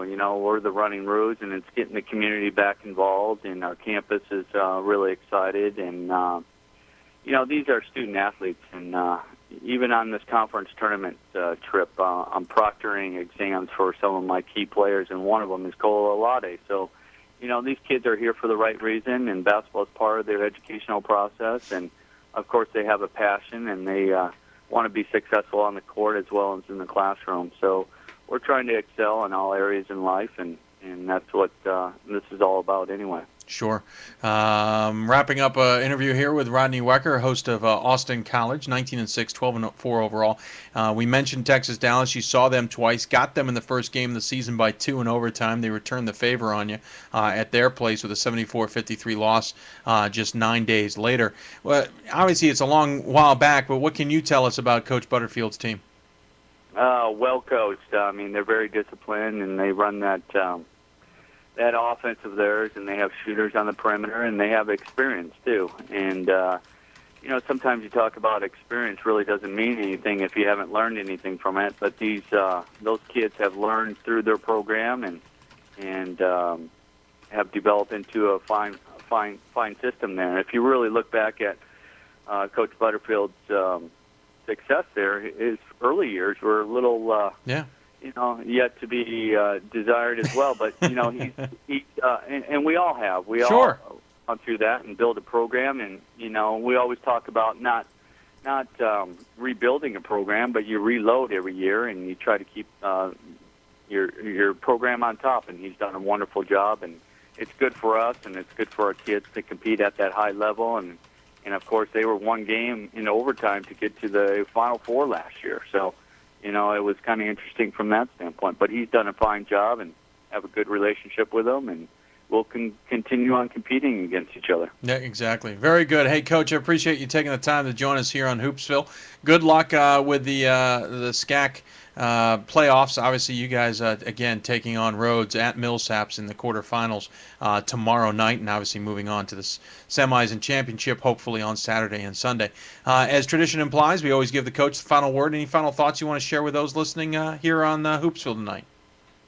Go Roos. That's easy, and that's perfect. I love it. Hey, Coach, thanks so much again. Take care, good luck, and hopefully we may see you marching in March. All right, thank you. All right, take care. Coach Rodney Wecker joining us from Austin. Appreciate him taking the time to do that. Got an email regarding in women's basketball, Calvin College, who is sitting, as I'm calling it up and making sure I have it correct. They are ranked in the region right now in the Great Lakes number 5 behind Hope, Thomas More, Washington Jefferson, and DePaul. The question was, do they make the NCAA tournament if they lose to Hope? in the championship game. That's assuming they get past St. Mary's. Right now, they're playing. That's a very good question. The 3 losses to Hope certainly don't help, but if you think about it, that's 3 of their 4 losses. The other one is Carthage and doesn't count for regional records. So I think Calvin's got a pretty good chance of getting in. Let me look at their setup, at least when it comes to strength of schedule on the last strength of schedule numbers. And I'm trying to remember where I hid that thing. This is men, and here is women. So we go down to Calvin. Their strength of schedule is a little weak at 505 on the last run through. 227 in the country. That puts them about mid-pack, a little under mid-pack. That could get them in a little danger. But if everyone in the Great Lakes wins ahead of them, then they're in pretty good shape. So I would say good chance, but I would, you better not be any major upsets on the 64-team field for women's basketball in Calvin. Another question came up about the UAA. Can NYU make it in? No. Can I don't think so. Even with a win over Brandeis, if anything, that will kill the UAA's men's chances of getting 2 teams in. If you have any questions for us, email us at hoopsville@d3hoops.com. That's hoopsville at d3hoops.com. You can also IM us at hoopsville2000 on your AOL IM. Or join us in the chat room. Lots of people sitting in there chatting with us. We'd love to hear from you, including Frank for Mayor, Jump High, MCK99, and MRMAC 1744. Great little names. Don't have an idea what they mean, but we certainly appreciate them anyway. Again, if you have any questions, join us in there. We're going to take a very quick break. On the other side, we're going to jump back to women's basketball. Darren Bennett of Skidmore will be joining us. We'll even ask him a few questions he may not see coming. You're listening to Hoopsville, presented by D3Hoops.com. We'll be back right after this. Effort, drive, and determination build champions. Be there March 19th through 20th at the Salem Civic Center in Salem, Virginia for the 2010 NCAA Division III Men's Basketball Championship, hosted by Old Dominion Athletic Conference and the City of Salem. For tickets, call 540-375-3004 or log on to ncaa.com/tickets. Did you know Division III basketball has a radio show completely dedicated to them every week? Welcome to the big show. Well, they do. You can tune into Hoopsville every Sunday night from 7 to 9 p.m. Eastern, live on your computer. Great show. Just go to d3hoops.com and click on the Hoopsville link for more information. Because if you're a Division III basketball fan, you've got to listen to Hoopsville. Hoopsville is presented thanks to Goucher College Radio and d3hoops.com. NCAA Women's College Basketball. All day, every day, our game. These women can really play. Filling it up, knocking them down, and bringing it home. It's basketball at its purest. For family fun and great entertainment, there's nothing like it. All day, every day, our game. NCAA Women's College Basketball. And welcome back to Hoopsville. I'm your host, Dave McHugh, broadcasting in our studios in the Baltimore area. Thanks to the National Association of Basketball Coaches and, of course, D3 Hoopsville. Update from women's basketball in Capital Athletic Conference play. Looks like we're going to get a third rematch of Marymount versus, or really a second rematch, third game, between Marymount and Mary Washington. Marymount women up 64-46 with 4:24 remaining against Wesley. And on women's side, or Mary Washington's side, they lead 75-61 with 21 seconds left over York. So it looks like we're going to get that rematch in Mary Washington, Marymount, who split the season against each other. Also, women's basketball, Stevens Point leads Stout now 60-56 with 10:01 remaining. So we'll keep an eye on that game as well. Question was, who are your 4 number 1 seeds in the NCAA tournament today? And then followed up with Division I or Division III. Great question, because Frank for Mayor, there are no number 1 seeds in the NCAA tournament in Division III basketball. Plain and simple. They don't post seeding. They don't indicate seeding because it's not based on seeding. It's based on geography. They will try and balance the schedule. By the way, another question about Calvin women on the other side was, would Calvin Hope meet in the first round? No. You know, the committees do a very good job of making sure conferences don't meet in the first round, possibly the second round. The reason, Frank for Mayor, we asked you Division I or Division III, because Division I seeds their teams. Division III does not. And it's because of geography. There's many times you could determine who might be the number 1 seed, but you can't, because it's all based on rankings, not rankings. It's all based on geography, where a team's closest, where they got to move. William Patterson could technically be a pretty top seed in women's basketball, but they're not going to play at home. Does that mean they're not a top seed? So there's so many factors there that they do not seed the teams. We do kind of, but you'll never see a 116, 215, 413, et cetera, et cetera. So a good question, but it's certainly tough. If there were seeding, last year's 4 of the top 7 were in Wheaton sectional. Exactly. You will see on the men's side, women, and even in a little bit on the women's, but mainly the men's, they have a little trouble trying to even off those schedules just a little bit. Going to jump back into women's basketball, and joining us on the line is Skidmore women's basketball coach Darren Bennett. We appreciate him joining us. 20-4 coach, 12-2 in the Liberty League. Certainly impressive schedule and record so far for the Thoroughbreds. Thank you very much, Dave and Chris, for having me on the show. The team's playing pretty well this year. I was going to say pretty well. I'm just going to recap. 2003, 6-19. 2004, 9-16. 10-15 records in 05 and 06. 12-13 in 07. 13-12 in 08, and then 9-15 last year. You're 20-4. You literally flipped your record. So I got to ask the question: did you even think you'd be sitting in this situation? I don't know if we thought we'd be sitting at 20-4, but we certainly knew we had a good group of players coming back. We thought that we put some pretty good teams on the schedule with some of the UAA teams, and obviously the NESCAC's always strong, and then we had our conference, which has been perennially strong. So we're excited about what our players have done this year. Did you think you'd be on top of the Liberty League by 2 games over St. Lawrence or RPI or any of the rest? No, we didn't think that. We certainly knew that we had a chance to fight for the top of the conference, having finished 4th last year, but certainly not at the top by 2 games. Pretty well-rounded team, Coach. You look at the statistics, you're not allowing a lot of points, only 52.9. Granted, you're not scoring a ton, but when you don't allow a number of points, you really don't need to have an offense that's prolific. But you got a number of players, 5 of them exact 7 points or more, and being led by Charlene Harper at 14.2 and pulling down 4.8 rebounds along with her 72 assists, 24 blocks, 52 steals. That's what I would call a pretty well-rounded player for you. Yeah, she's a pretty good player. She's come a long ways over the last couple of years. Maturity-wise, has certainly grown up a lot and done a great job of leading our team this year. What's the other weapons you have in your program? We've got, our young players are inside players for the most part, but like you said, we're pretty well-rounded. We start a point guard that can really play the shooting guard. Megan Gogler. Amber Kinsey's a tremendous lockdown defensive player. Although we play a lot of matchup defense, she can still, play with the best of them. But our best players are really come because of defense. We really pride ourselves on the defensive end of the floor, and we can throw a number of matchups at you that will, confuse you and really add depth to our team. Again, a program that has had success this year. Your one loss was to Bowdoin, though out of region. A pretty tough Bowdoin squad. You did lose to Williams. Again, another tough team there. St. Lawrence tripped you up midway through the season, though you certainly they came back and got you, but by far less the second time around. You've got that 2-game lead. St. Lawrence is sitting behind you because of their own struggles. Do you feel comfortable about winning the LL, or are you worried that St. Lawrence might trip you up again? Well, we feel comfortable that we got a game at 8:00 on Friday. Yes, and we'll see. We'll see what happens from there. I'm certainly not going to put the locker room quotes up on anybody's board tonight on you guys' show. Hey, Coach, thanks for trying to set me up. No, I was going to say, if someone's taking my show and putting up locker room quotes, then I have hit the pinnacle of my career. I will just stop right there.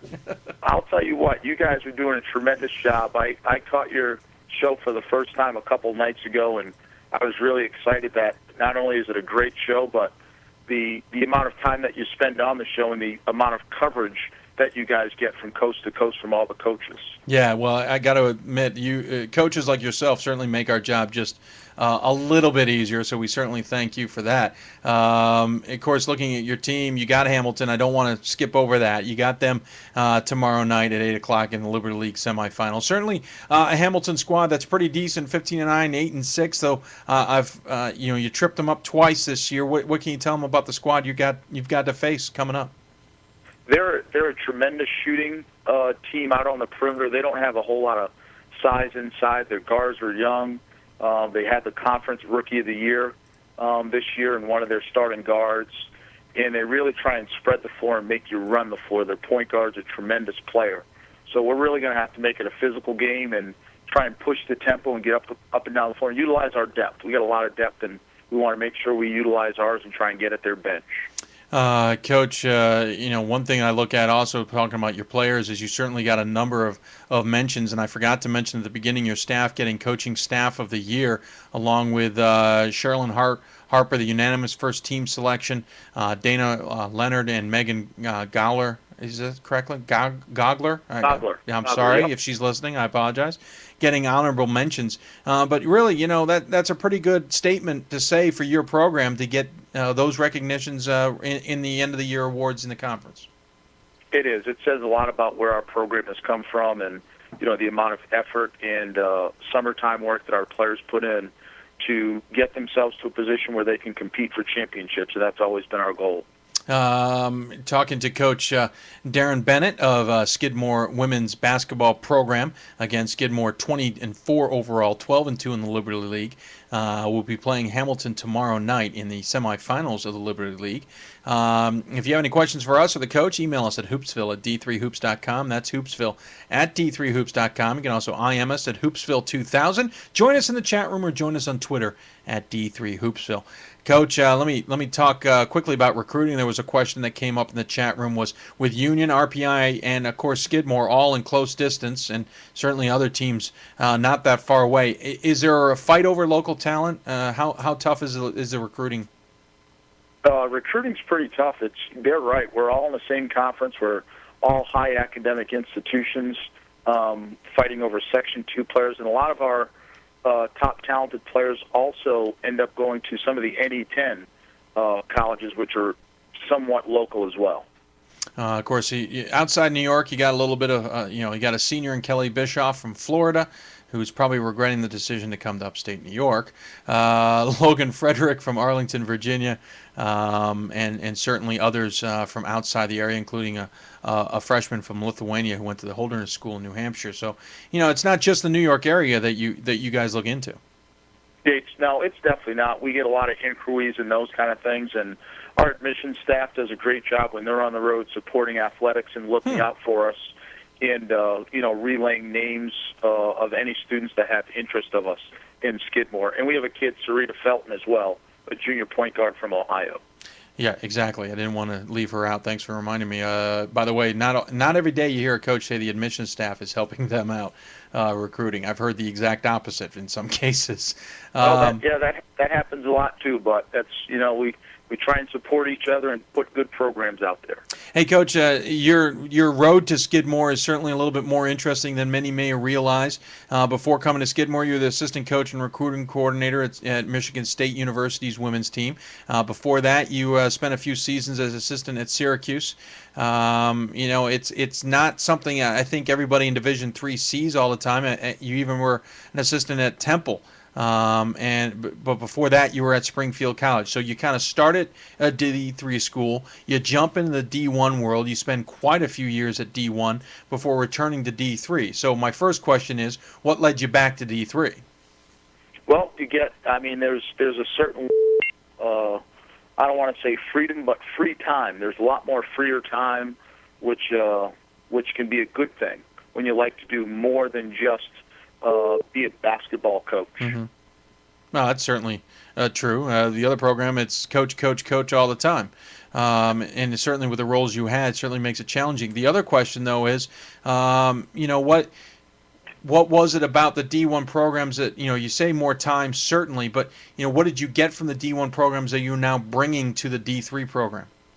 Oh, there's certainly a whole lot of philosophy and, extending the level of play and trying to push players to not think about that they're playing at Division III, that they're playing basketball and there are championships to be won at every level, which I think people do not credit Division III for, and those kind of things. And just trying to bring a level of Division I when you talk about how we dress, how we travel, how we try and eat and do things on the road, so that it's about being respected as a basketball program as opposed to just Division III basketball. You were a 4-year football player, 3-year basketball player at Springfield. Was Coach Charlie Brock at the program when you were there? He was not there. Okay. I had Michael Thulin. Okay, that's there. what I thought. I thought Brock, I know he's been there 12, 13 seasons, but I wasn't sure if he was under you. But tell us a little bit about the experience of playing 2 sports, football and basketball. Obviously, there was a crossover.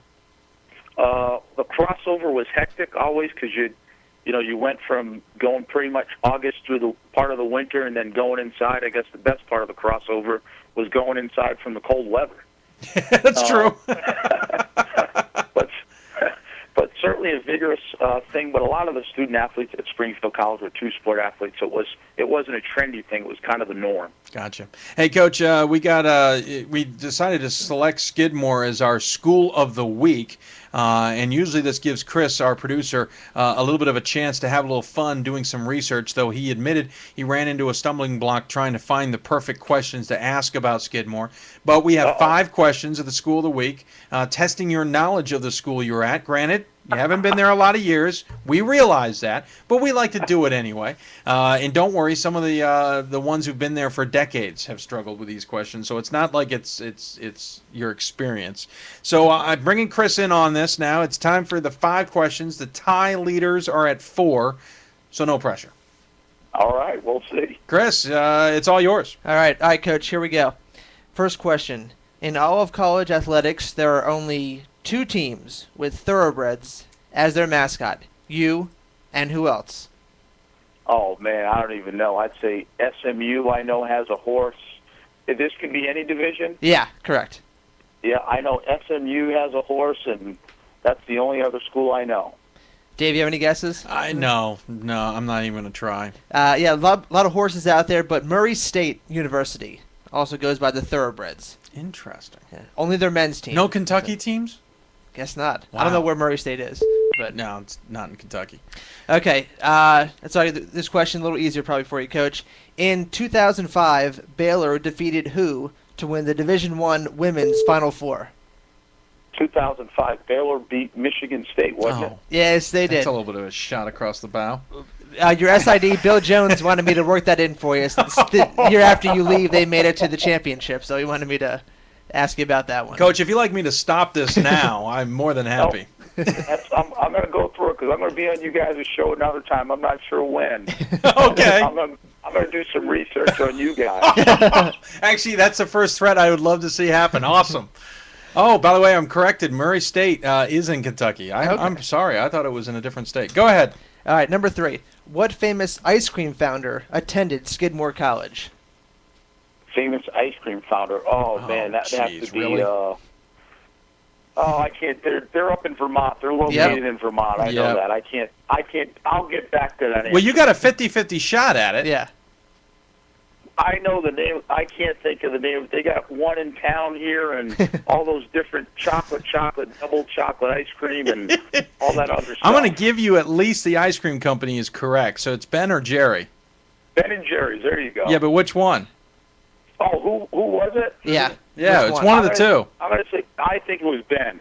Ben Cohen. Yeah, attended Skidmore College. A couple other Skidmore attendees: G Love from G Love and Special Sauce, and WWE superstar Spike Dudley. Oh my Lord! I don't know how familiar our listeners are with all of them, but all 3. Chris showing his stars. Skidmore. All right, next question. A World War II victory ship is named after Skidmore College. It was a ship that had an unusual long life for a type of ship. It ran from 1945 to 1970. What's the name of this ship? Oh man, I have no idea. I don't. I'd say maybe USS Traverse Stakes. I like that. It's a very simple name. I kind of said all the words in the question. It's the SS Skidmore Victory. Victory ship named after Skidmore College. Nice. All right. Okay. And that's 4, right? We got one more? One more to go. See if we can go out on a high note here, Coach. Skidmore students and faculty were extras in the films Billy Bathgate and what other famous movie? Oh, I have no idea. I don't even I'm not a movie guy. Don't worry, Coach. I'm not even sure. Movie about horses, Seabiscuit. Really? Actually, yes. Skidmore students and faculty. Yeah. Well, that makes a lot of sense, but it's a little weird. Seabiscuit, a movie not filmed at Pimlico, by the way, just for the record. It's a little bit of a sore spot here in the Baltimore area. That wasn't Pimlico being shown.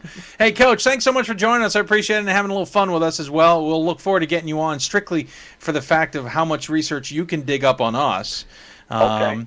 But before we let you go, we always have the coach give us the final word. So any final thoughts you want to share with those who may be listening? Hey, guys, I'd like to give a little plug for something different than basketball. Go for it. I started a golf tournament about 2 years ago with a couple of friends called Teeing Off on Cancer. Oh, wonderful. Coaches versus Cancer Golf Classic. And this year we're going to be playing on August 23rd at Saratoga National Golf Course. Oh, wonderful. Yeah, so hopefully you guys can come out and join us. It's a Monday, the week before Travers. And those things, as far as having me on Hoopsville, thanks a bunch. Chris and Dave, you guys run a great show, great program, and we really appreciate the support for Division III basketball. Hey, Coach, thank you for joining us. Great plug, by the way. That's probably one of the top ones in my book. Good luck with that tournament. If we make it, it'd be awesome, too. And good luck the rest of the way, and hopefully we'll see you marching in March. Thanks a bunch. Have fun, guys. All right, take care. Bye-bye. Coach Darren Bennett from Skidmore. Certainly enjoyed chatting with him. We got another coach coming up, but I got a couple quick questions. One of them was Brandeis women. Do they have a chance at the Pool C bid if they beat NYU on Saturday? Let me get back to that in the commercial break. The other one was Bowdoin. Do they make the tournament if they lose to Colby on Saturday? My gut tells me yes. I was looking at their setup. They are number 3 in the region. You got to figure Amherst goes ahead of them. Colby is only ahead of them then, so certainly Bowdoin in good shape. Tufts behind them lost. Williams may lose as well. So I think Bowdoin's in. And then the question followed up, which is the toughest Division III women's basketball conference? This year it's the NESCAC, in my opinion. When you've got the top 5 regional rankings all from this conference, Amherst, Colby, Bowdoin, Tufts, Williams. At this point in the season, it's the NESCAC, and you got to give them a hats off to that. We're going to take another break. I know I got another question in the email. We'll get back to that in a minute. We're going to talk some MAC Commonwealth basketball on the other side. You're listening to Hoopsville, presented by D3Hoops.com, and we'll be back right after this. So, EJ, we've designed you a signature shoe worthy of a 3-time All-American with mad smarts and sick leadership skills. Ta-da! There are over 380,000 NCAA student-athletes. Yeah, you got your GPA embossed, right? I love it. And just about all of them will be going pro in something other than sports. Can I get it in a loafer for casual Fridays? Yes. Yes. Daddy, I'm only 3 years old, but when you look at me, I could see your wheels turning. You're dreaming about what am I going to be when I grow up? A Major League First baseman? Maybe a point guard for a national championship team? Or the winner of the Heisman Trophy? The odds of a child becoming a professional athlete? 1 in 16,000. The odds of a child being diagnosed with autism? 1 in 150. You know the odds of autism. Now learn some of the signs. No big smiles or other joyful expressions by 6 months. No back and forth sharing of sounds or facial expressions by 9 months. And no babbling by 12 months. To learn more of the signs and more about autism, visit autismspeaks.org. So, Dad, let's keep dreaming the impossible while looking out for the possible, okay? Brought to you by Autism Speaks and the Ad Council.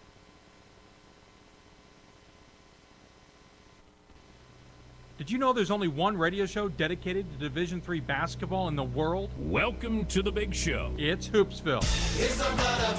You can tune into Hoopsville throughout the season on Sunday and Thursday nights, starting at 6 p.m. Eastern, live on your computer. Just go to www.d3hoopsville.com for more information, because if you're a Division III basketball fan, you've got to listen to Hoopsville. Hoopsville is presented thanks to d3hoops.com and in part by the National Association of Basketball Coaches. Who are you? Who can make you cheer? And play your fight song? Who can bring you to your feet? Or bring you to your knees? When the game is on the line, who do you want to take the last shot? NCAA basketball. Who's your team? And welcome back to Hoopsville. I'm your host, Dave McHugh, broadcasting thanks to the National Association of Basketball Coaches, and you're listening to us, so we hope you're enjoying it. If you have any questions for us, email us at hoopsville@d3hoops.com. That is hoopsville@d3hoops.com. You can also IM us at hoopsville2000 on your AOL IM, or join us in the chat room. You can certainly join us there and ask questions, or again, I mentioned the email. You can also join us on Twitter, by the way. That's D3Hoopsville. Mention the email. I got a question about Brandeis women. Do they have a chance for a Pool C bid if they beat NYU on Saturday? Here's the problem with the Brandeis women, honestly. They are in a conference that I alluded to earlier in the Northeast women's basketball that is going to hurt a little bit. The Northeast women, Amherst, Colby, Bowdoin, Tufts, Williams, then Emmanuel, Western Connecticut, Eastern Connecticut, Southern Maine, and Babson are regionally ranked right now. The top 10, or those are the 10 women's teams ranked. You don't hear Brandeis. Brandeis is 15-8 overall, and I'm triple checking and make sure all those games are in region, and they are. So they're 15-8 overall with a regional record. They are sitting in a pretty tough spot in the Northeast to have 8 regional losses. I'm going to go out on a limb, and I have not checked their terms escaping me. Their strength of schedule. I'm quickly trying to find it.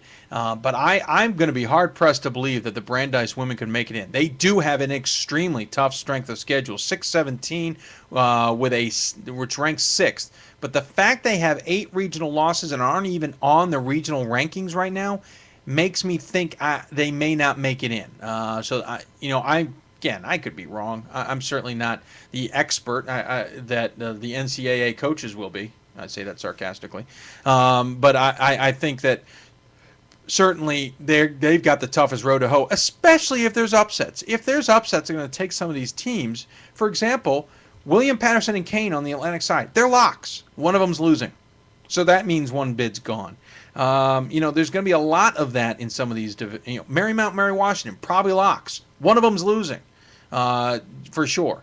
You're going to get a lot of that, and that's going to make the chances for Brandeis tougher. I don't think Brandeis makes it, in my opinion. Hey, let's jump back over to the men's basketball Mid-Atlantic region. We're going to jump into the MAC Commonwealth Conference, and joining us on the phone is Lycoming men's basketball coach Charles Guy Rancourt. Coach, welcome to the program. Thanks, Dave. Appreciate you having me. I appreciate you joining us. 21-5 this year, 11-13 in your first season last year. Another great turnaround here, and you're going to face Albright for the conference championship on Saturday at 3 o'clock. Pretty good season, Coach. Yeah, thank you. I appreciate it, and it's been an exciting one around campus, and Albright's certainly done a great job as well. So, as much as we're excited to have a home game, and us being the 1 seed and Albright being 2.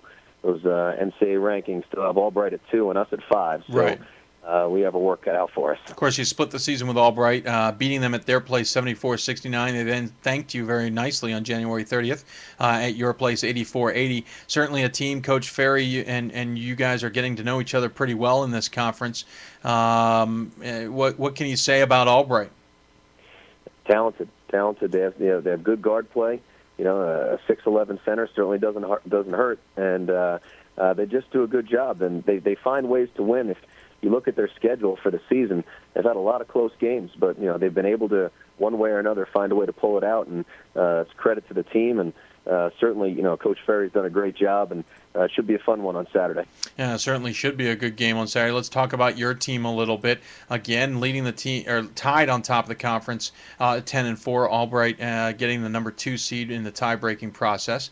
Messiah 9-5. Elizabethtown 8-6. Lebanon Valley 7-7 in conference play, and Lebanon Valley really 11-14 overall. Alvernia 6-8, but 14-10. Widener 6-8, but 13-12. Really seemed like the MAC Commonwealth this year was a pretty tough conference to get through. Yeah, I agree with that wholeheartedly. Out of conference, we're able to take care of business. In conference, we hit some bumps in the road, and Lebanon Valley was certainly a thorn in our side. Brad McAllister does a great job there, but Lebanon Valley proved that they can play at a national level and beaten Franklin and Marshall as well. So it's been an exciting stretch run here. And when you look at those regional rankings again, you have 5 of the 8 teams on our side of our conference that have been ranked at some point, and I just have to hope the fact that we're 7-2 against those teams help us down the stretch here. talking to men's basketball coach Guy Rancourt from Lycoming. Coach, let's talk about your team. Will Kelly, the junior forward, is leading your team at 15.5 points a game, and senior guard Eric Anthony, I believe it is second on the team in stats. I'm going back to check that because I am right. Eric Anthony at 15.4 points a game. Will's leading the rebounding at 7.1, and of course Eric Anthony leading the assist category, or I'm sorry, second on assists at 76. Your leader there is Jared Williams. Tell us a little about these two guys and the rest of your team. Yeah, very good players. Will Kelly is just playing at an outstanding level right now. One of the best players I've ever coached, and he's just a great kid as well. And he works his tail off, you know. And Eric Anthony actually was a Division I transfer. He's only played here for 3 years, but still accomplished over 1,000 points. And when you have two young men like that to be able to coach, it makes my job a lot easier, and they certainly make me look like a much better coach. You know, the real turning point, you know, no question, is the leadership of guys like Will Kelly and James Oberlease and Eric Anthony. But the influx of fresh blood into the program has certainly helped a lot. Our point guard Gerald Williams out of Bladensburg, Maryland, freshman, leading the league in assists and steals, and he's one of the national leaders in steals. Mm-hmm. You know, certainly given us a big boost, a big shot in the arm. And then we're big on bringing kids from good programs in. We've been able to bring in Jonathan Williams from Rice High School in New York City, comes off the bench for us, and Eson Davis out of Christ the King High School in New York City. And the energy and effort and just the fact that, you know, they know what it takes to win has certainly helped us quite a bit. And then our center is only a sophomore, and Michael Bradley, and comes from St. Joe's Prep out of Philly, and Speedy Morris does a great job. And you know, Michael has just been outstanding as well. And I think the fact that we have a lot of youth bodes well for the future. Yeah, certainly. Of course, you know, Ishan Davis, 11 points a game, 11.2 out of Mike Bradley as well, and certainly other guys contributing. You know, you talk about where recruiting comes from, and ironically enough, I'm a news producer here in Baltimore at the ABC affiliate, and my anchor with my show goes, "Hey, I got this great email I want to show on the air about this basketball player at Perry Hall who scored 1,000 points in his junior and senior year alone, and he's going to Lycoming." Now, I don't know if you know that, but you know, you certainly spread your wings when you guys recruit, and it seems like you find some diamonds in the rough. Yeah, you know, the more we've reached out, you know, the better response we've gotten. And I think it directly relates just to the commitment we give back to our kids. It's not just a 4-year deal, and we thank them for their service. But we go out of our way to make sure that from a business perspective, they're going to be okay in life. You know, by the time they walk across that stage and have their degree, you know, we pride ourselves in making sure if they don't already have a job, they're very close to it. And that's important at this level. If they have the opportunity to play at the next level, and I've been fortunate enough to have 8 players play overseas professionally in my 6 years as a head coach, if they don't all have that opportunity, we want to make sure they can still pay the bills when they're done. And I think mom and dad appreciate that even more so. So I think that's directly related, and we're real excited about the email you're referring to, and I think he's going to be a good addition to us. Certainly impressive. You can score 1,000 points and lead your team to the best record ever in their history. Perry Hall 16-4. I only know this because my anchor got an email from his grandmother. That's all. That's the only way I know about this. We just happen to have you guys booked already. So just irony sometimes. Coach, let's talk about your situation for the future of this season. Rankings-wise, in the Mid-Atlantic region, you guys are sitting, as you mentioned, 5th behind St. Mary's, Albright, Franklin Marshall, Cabrini. You got to figure most of those teams will go, barring upsets. If you win, obviously it's automatic, but if you're a Pool C candidate, do you feel comfortable with what the future may hold and possibly playing in March? Well, you know, we can only control, you know, what we can do right now. And, sure. The best thing is being able to control your own destiny. And certainly, you know, St. Mary's and F&M and Cabrini, and, you know, if those teams are able to take care of business in their conference tournaments, you know, it can only help us. You know, I think the focus for us, like I said, is certainly on Saturday. And, you know, Albright is a very good team. They've already proven that they can come in and win on the road. And we went down there, and it's shared the favor back to them, and it's going to be a good game on Saturday. But you know, I'm just hoping the committee considers that we're 7-2 against those regionally ranked teams that have been in there, and I think we're a strong team, and I think we could do okay. You certainly know the regional rankings well, and 7-2 certainly nothing to shake a stick at. Again, this is your second season in the program, 11-13 last year. You've got to be at least pleased with how quickly the program has come along at this point in time. Yeah, very much so. And, it was a learning experience for me as well last year. Lycoming has a lot of great tradition, and the success they've had from the basketball side has been well documented. And the style of play, though, and how Lycoming traditionally is played is a little different from my style and how we play. And it was a learning experience for me last year. I think I became a better coach because of it, just really having to understand how to coach in a different style, something I wasn't real familiar with. And to be frank, I felt bad at the end of the season. I felt, it was on my shoulders, absolutely, that maybe we could have won a few more games if I was more familiar with the structure and style of what Lycoming has been in the past. And this year we've been able to bring in our own class, and we're more up pace and up tempo, and we want 40 minutes of craziness, and we've been able to lead the league in scoring and steals, and I think it's a more enjoyable pace for young men also. I think getting up and down the floor is something that they prefer. Coach, you came to Lycoming after being at Stony Brook University in New York and 2 years at Florida State U, D1 institutions. Before that, you served as head men's basketball coach at John Jay College, which everyone's familiar with in the CUNYAC. Of course, you played ball at Western Connecticut State University. So you've got that D3 background, kind of like a coach we just talked to, Darren Bennett. But then you went off to the D1 world. What was your decision to come back?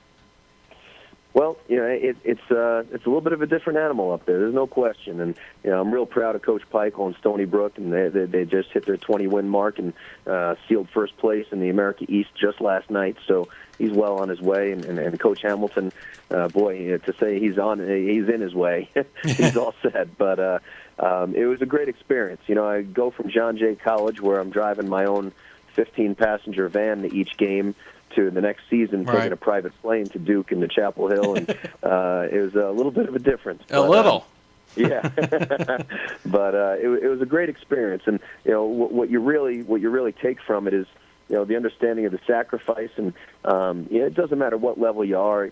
The commitment you put into it is what you're going to get out of it. And I think at the Division III level, though, I think there's a real good understanding of a balance in life. And the importance of putting a good day's work in, and a desire to be the best and be successful, but at the same time to be able to appreciate your wife and to come home. And my 9-month-old Charlie, I love coming home and being able to see him. And sometimes you just don't have that opportunity when you're on the road night after night after night, whether it be recruiting or games or whatever it may be. And I think Division III is a much better situation for me, and I'm very happy to be here. Very good. Hey, we're appreciative of you being here as well. We get a chance to chat with you about your program, and that certainly is a benefit for us, so I'll be a little shameless there. Coach, I appreciate you joining us on the air. We'll let you go as you get ready to take on Albright on Saturday at 3 o'clock for the MAC Commonwealth title. Good luck the rest of the way for that, and hopefully, and I think you'll be playing in March, but I don't pick the teams officially. If we did, we'd have a lot more fun, I think. But we always give the coach the final word. Any final thoughts you'd like to share with those who are listening? Well, I just appreciate the time you've given me. We're very happy to even be considered. I think 21-5 is a good record, and we're real proud of that. And just hope it's enough for the selection committee. Coach, by the way, I just got an email. I read through this and thought it was just that you went to the same high school, but did you actually play with Kenny Anderson of NBA fame? Well, I got to know Kenny quite a bit. He was a few years older than me. I got to play more with him in summer leagues than anything else. We did go to Archbishop Malloy together, and I did share the floor with him, but limited duty to say the least. I was just a young buck, and Kenny was certainly making sure that the freshman was earning his keep. So, I was fortunate enough to get to know Kenny well and play with him a little bit. Very cool. Hey, Coach, congratulations again. Appreciate you joining us on the show. Good luck the rest of the way, and we'll talk to you soon, we hope. Thanks, Dave. All right, take care. All right, bye-bye. Coach Charles Guy Rancourt joining us from Lycoming. Again, predicted to make the NCAA tournament at this point in time in our rankings. Again, that's without any upsets because at this point in time, there haven't been any. If you got any questions for us, email us at hoopsville@d3hoops.com. That's hoopsville@d3hoops.com. You can also IM us at hoopsville2000 on your AOL IM. That is hoopsville2000. You can also join us in the chat room as well. We're coming up at the top of the hour. We'll probably go a few extra minutes here to answer your questions. So if you don't have any questions, we won't stay on the air. By the way, update for you in the PAC. Thomas More and Grove City will advance to play in the championship game. And in the GCC, and by the way, Grove City, I should say, is hosting that game on Saturday. Well, let me also run down some other scores of note that we are getting into the room as well, and we'll check out some scores that have finished. Give me a second as I call that up on the screen. You can actually see me doing that work as we speak right in front of me. So again, if you have any questions for us, email us at hoopsville@d3hoops.com. That is hoopsville@d3hoops.com. You can also IM us at hoopsville2000 on your AOL IM, or join us in the chat room. There's certainly a number of people there, and we certainly hope there. We got an update. Hope is up 7 on Adrian in MIA play, so Hope looks like if they can hold off Adrian, will advance. Again, email hoopsville@d3hoops.com. That's hoopsville@d3hoops.com. You can IM us at hoopsville2000. Join us in the chat room or even join us on Twitter at D3Hoopsville. Scoreboard, a game that Pat Coleman is at right now. St. Thomas and Carrollton. It's 10-9 Carrollton with 14:09 remaining in the first. Final score, Mary Washington easily moves past Marymount to move on to the Capital Athletic Conference Championship game, 95-62. Looks like I will be going to St. Mary's on Saturday to call that championship game. Most likely they'll be taking on Wesley as Wesley defeats York, Pennsylvania, 94-81. So it'll be St. Mary's versus Wesley for the CAC title. And again, looks like I'll be calling that game on Saturday, though plans could change. Stick to d3hoops.com for that. Also, updates. Last score we got, Johnson and Wales leads Albert Magnus 28-24, but I have no idea when it is in that game. Other games of note, looking through the scoreboard as we speak. Men's basketball, Farmingdale State defeated Salem State 78-70. Bridgewater State defeated Worcester State 73-59. Gordon defeated Colby Sawyer 77-58. So far, not a lot of upsets here. We mentioned Thomas More won. Eureka beat McMurray 98-78. That's what we've got so far for games on the men's side. On the women's side of things, finally, as we mentioned earlier, Marymount women defeating Wesley 70-55. They will rematch against Mary Washington, who beat York 75-61. Roanoke defeated Lynchburg 88-64. Roanoke improving to 23-2 overall. They will take on Virginia Wesleyan in the ODAC championship. Virginia Wesleyan defeating Bridgewater 64-46. Eastern Mennonite defeated Randolph-Macon, again, women's basketball, 69-64. Emmanuel 80-50 win over Simons. Norwich over Albertus Magnus, and University of New England 66-55 over Salve Regina. That's the scores at this point in time. If you have any questions for us, again, got a couple minutes left here. Hoopsville@d3hoops.com. That's hoopsville@d3hoops.com. You can also IM us at hoopsville2000 on your AOL IM. That is hoopsville2000. Or join us in the chat room. If you have any questions, I'm going to be here for just a couple more minutes. I want to answer your questions about who may be in and who may be out of the NCAA tournament. I know a number of you are listening in, so please fire your questions off. We'll give you a couple minutes before we will sign off for the night. A reminder, Sunday we'll be on the air at 5 o'clock p.m. Eastern Time, and most likely going all the way up until 9 o'clock to try and give you an idea who we think is in and who we think is out of the NCAA tournament. To let you understand, the NCAA committees are selecting the teams on Sunday, but they are not announcing them until Monday when they announce the brackets, trying to get a little more fancy, I guess, in their broadcasting. God forbid we let the teams who made the NCAA tournament at least start planning accordingly on Sunday night and wait to find out who they're playing on Monday. but I'm not the guy who makes that decision. Of course, we always like to have the selections here on the system, on the show, I should say. But Chris, we're not going to get that opportunity. But it'll be myself and Chris in studio. Pat Coleman will certainly be joining us as well. I suspect Gordon Mann will hear from, Bob Quillman. May even reach out to J.C. DeLass, who I failed to get on the show so far this week. By the way, scoring update in women's basketball, Washington is leading Guilford by 6 so far in their game. So again, 5 to 9 Eastern time on Sunday. Brackets will come out 10 o'clock Eastern time for the men via ncaa.com. There will be a link on the d3hoops.com website. There is also the women at 12 or 12:30. I can't remember the exact time. That will also be linked at d3hoops.com.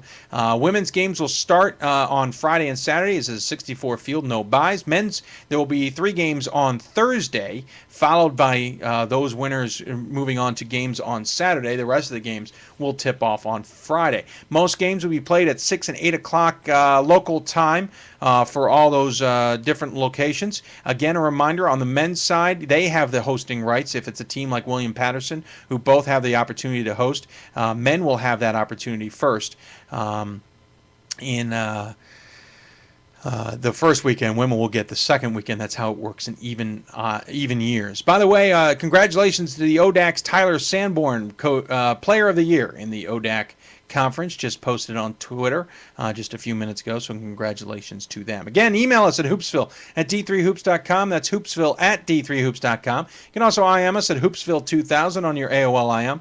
Join us in the chat room or join us on Twitter. Going to give you a couple more minutes if you got any questions. Otherwise, we'll sign off until tomorrow at 5 o'clock Eastern Time. Reminder that on the d3hoops.com front page, Pat Coleman has put up a segment called Taking a Whack at Pool C. It is on the men's side right now. We'll certainly get to the women's eventually. Right now, here's who Pat has as his Pool C teams if there are no upsets, which so far there have not been, knock on wood. UW Stevens Point. Now, by the way, before I read these are based on projected A winners being the top seeded in that region. So when I read Stevens Point, that's assuming Whitewater won the division or the conference. Stevens Point, Middlebury, Guilford, Virginia Wesleyan, Wheaton of Illinois, Lycoming, Richard Stockton, Illinois Wesleyan, Colby, Brandeis, Randolph-Macon, Rutgers Newark, Messiah, Oneonta State, Mary Hardin Baylor, Ithaca, Augsburg, York, Pennsylvania, and Defiance. Though I'm going to go on a limb and say York, Pennsylvania is probably now not in after they lose to Wesley tonight in the Capital Athletic Conference semifinals. I think that really hurts the chances for York, Pennsylvania. But I also don't know if Rutgers Newark makes it, in my opinion. I think Wheaton maybe goes a little early, in my opinion. That's assuming Carthage wins.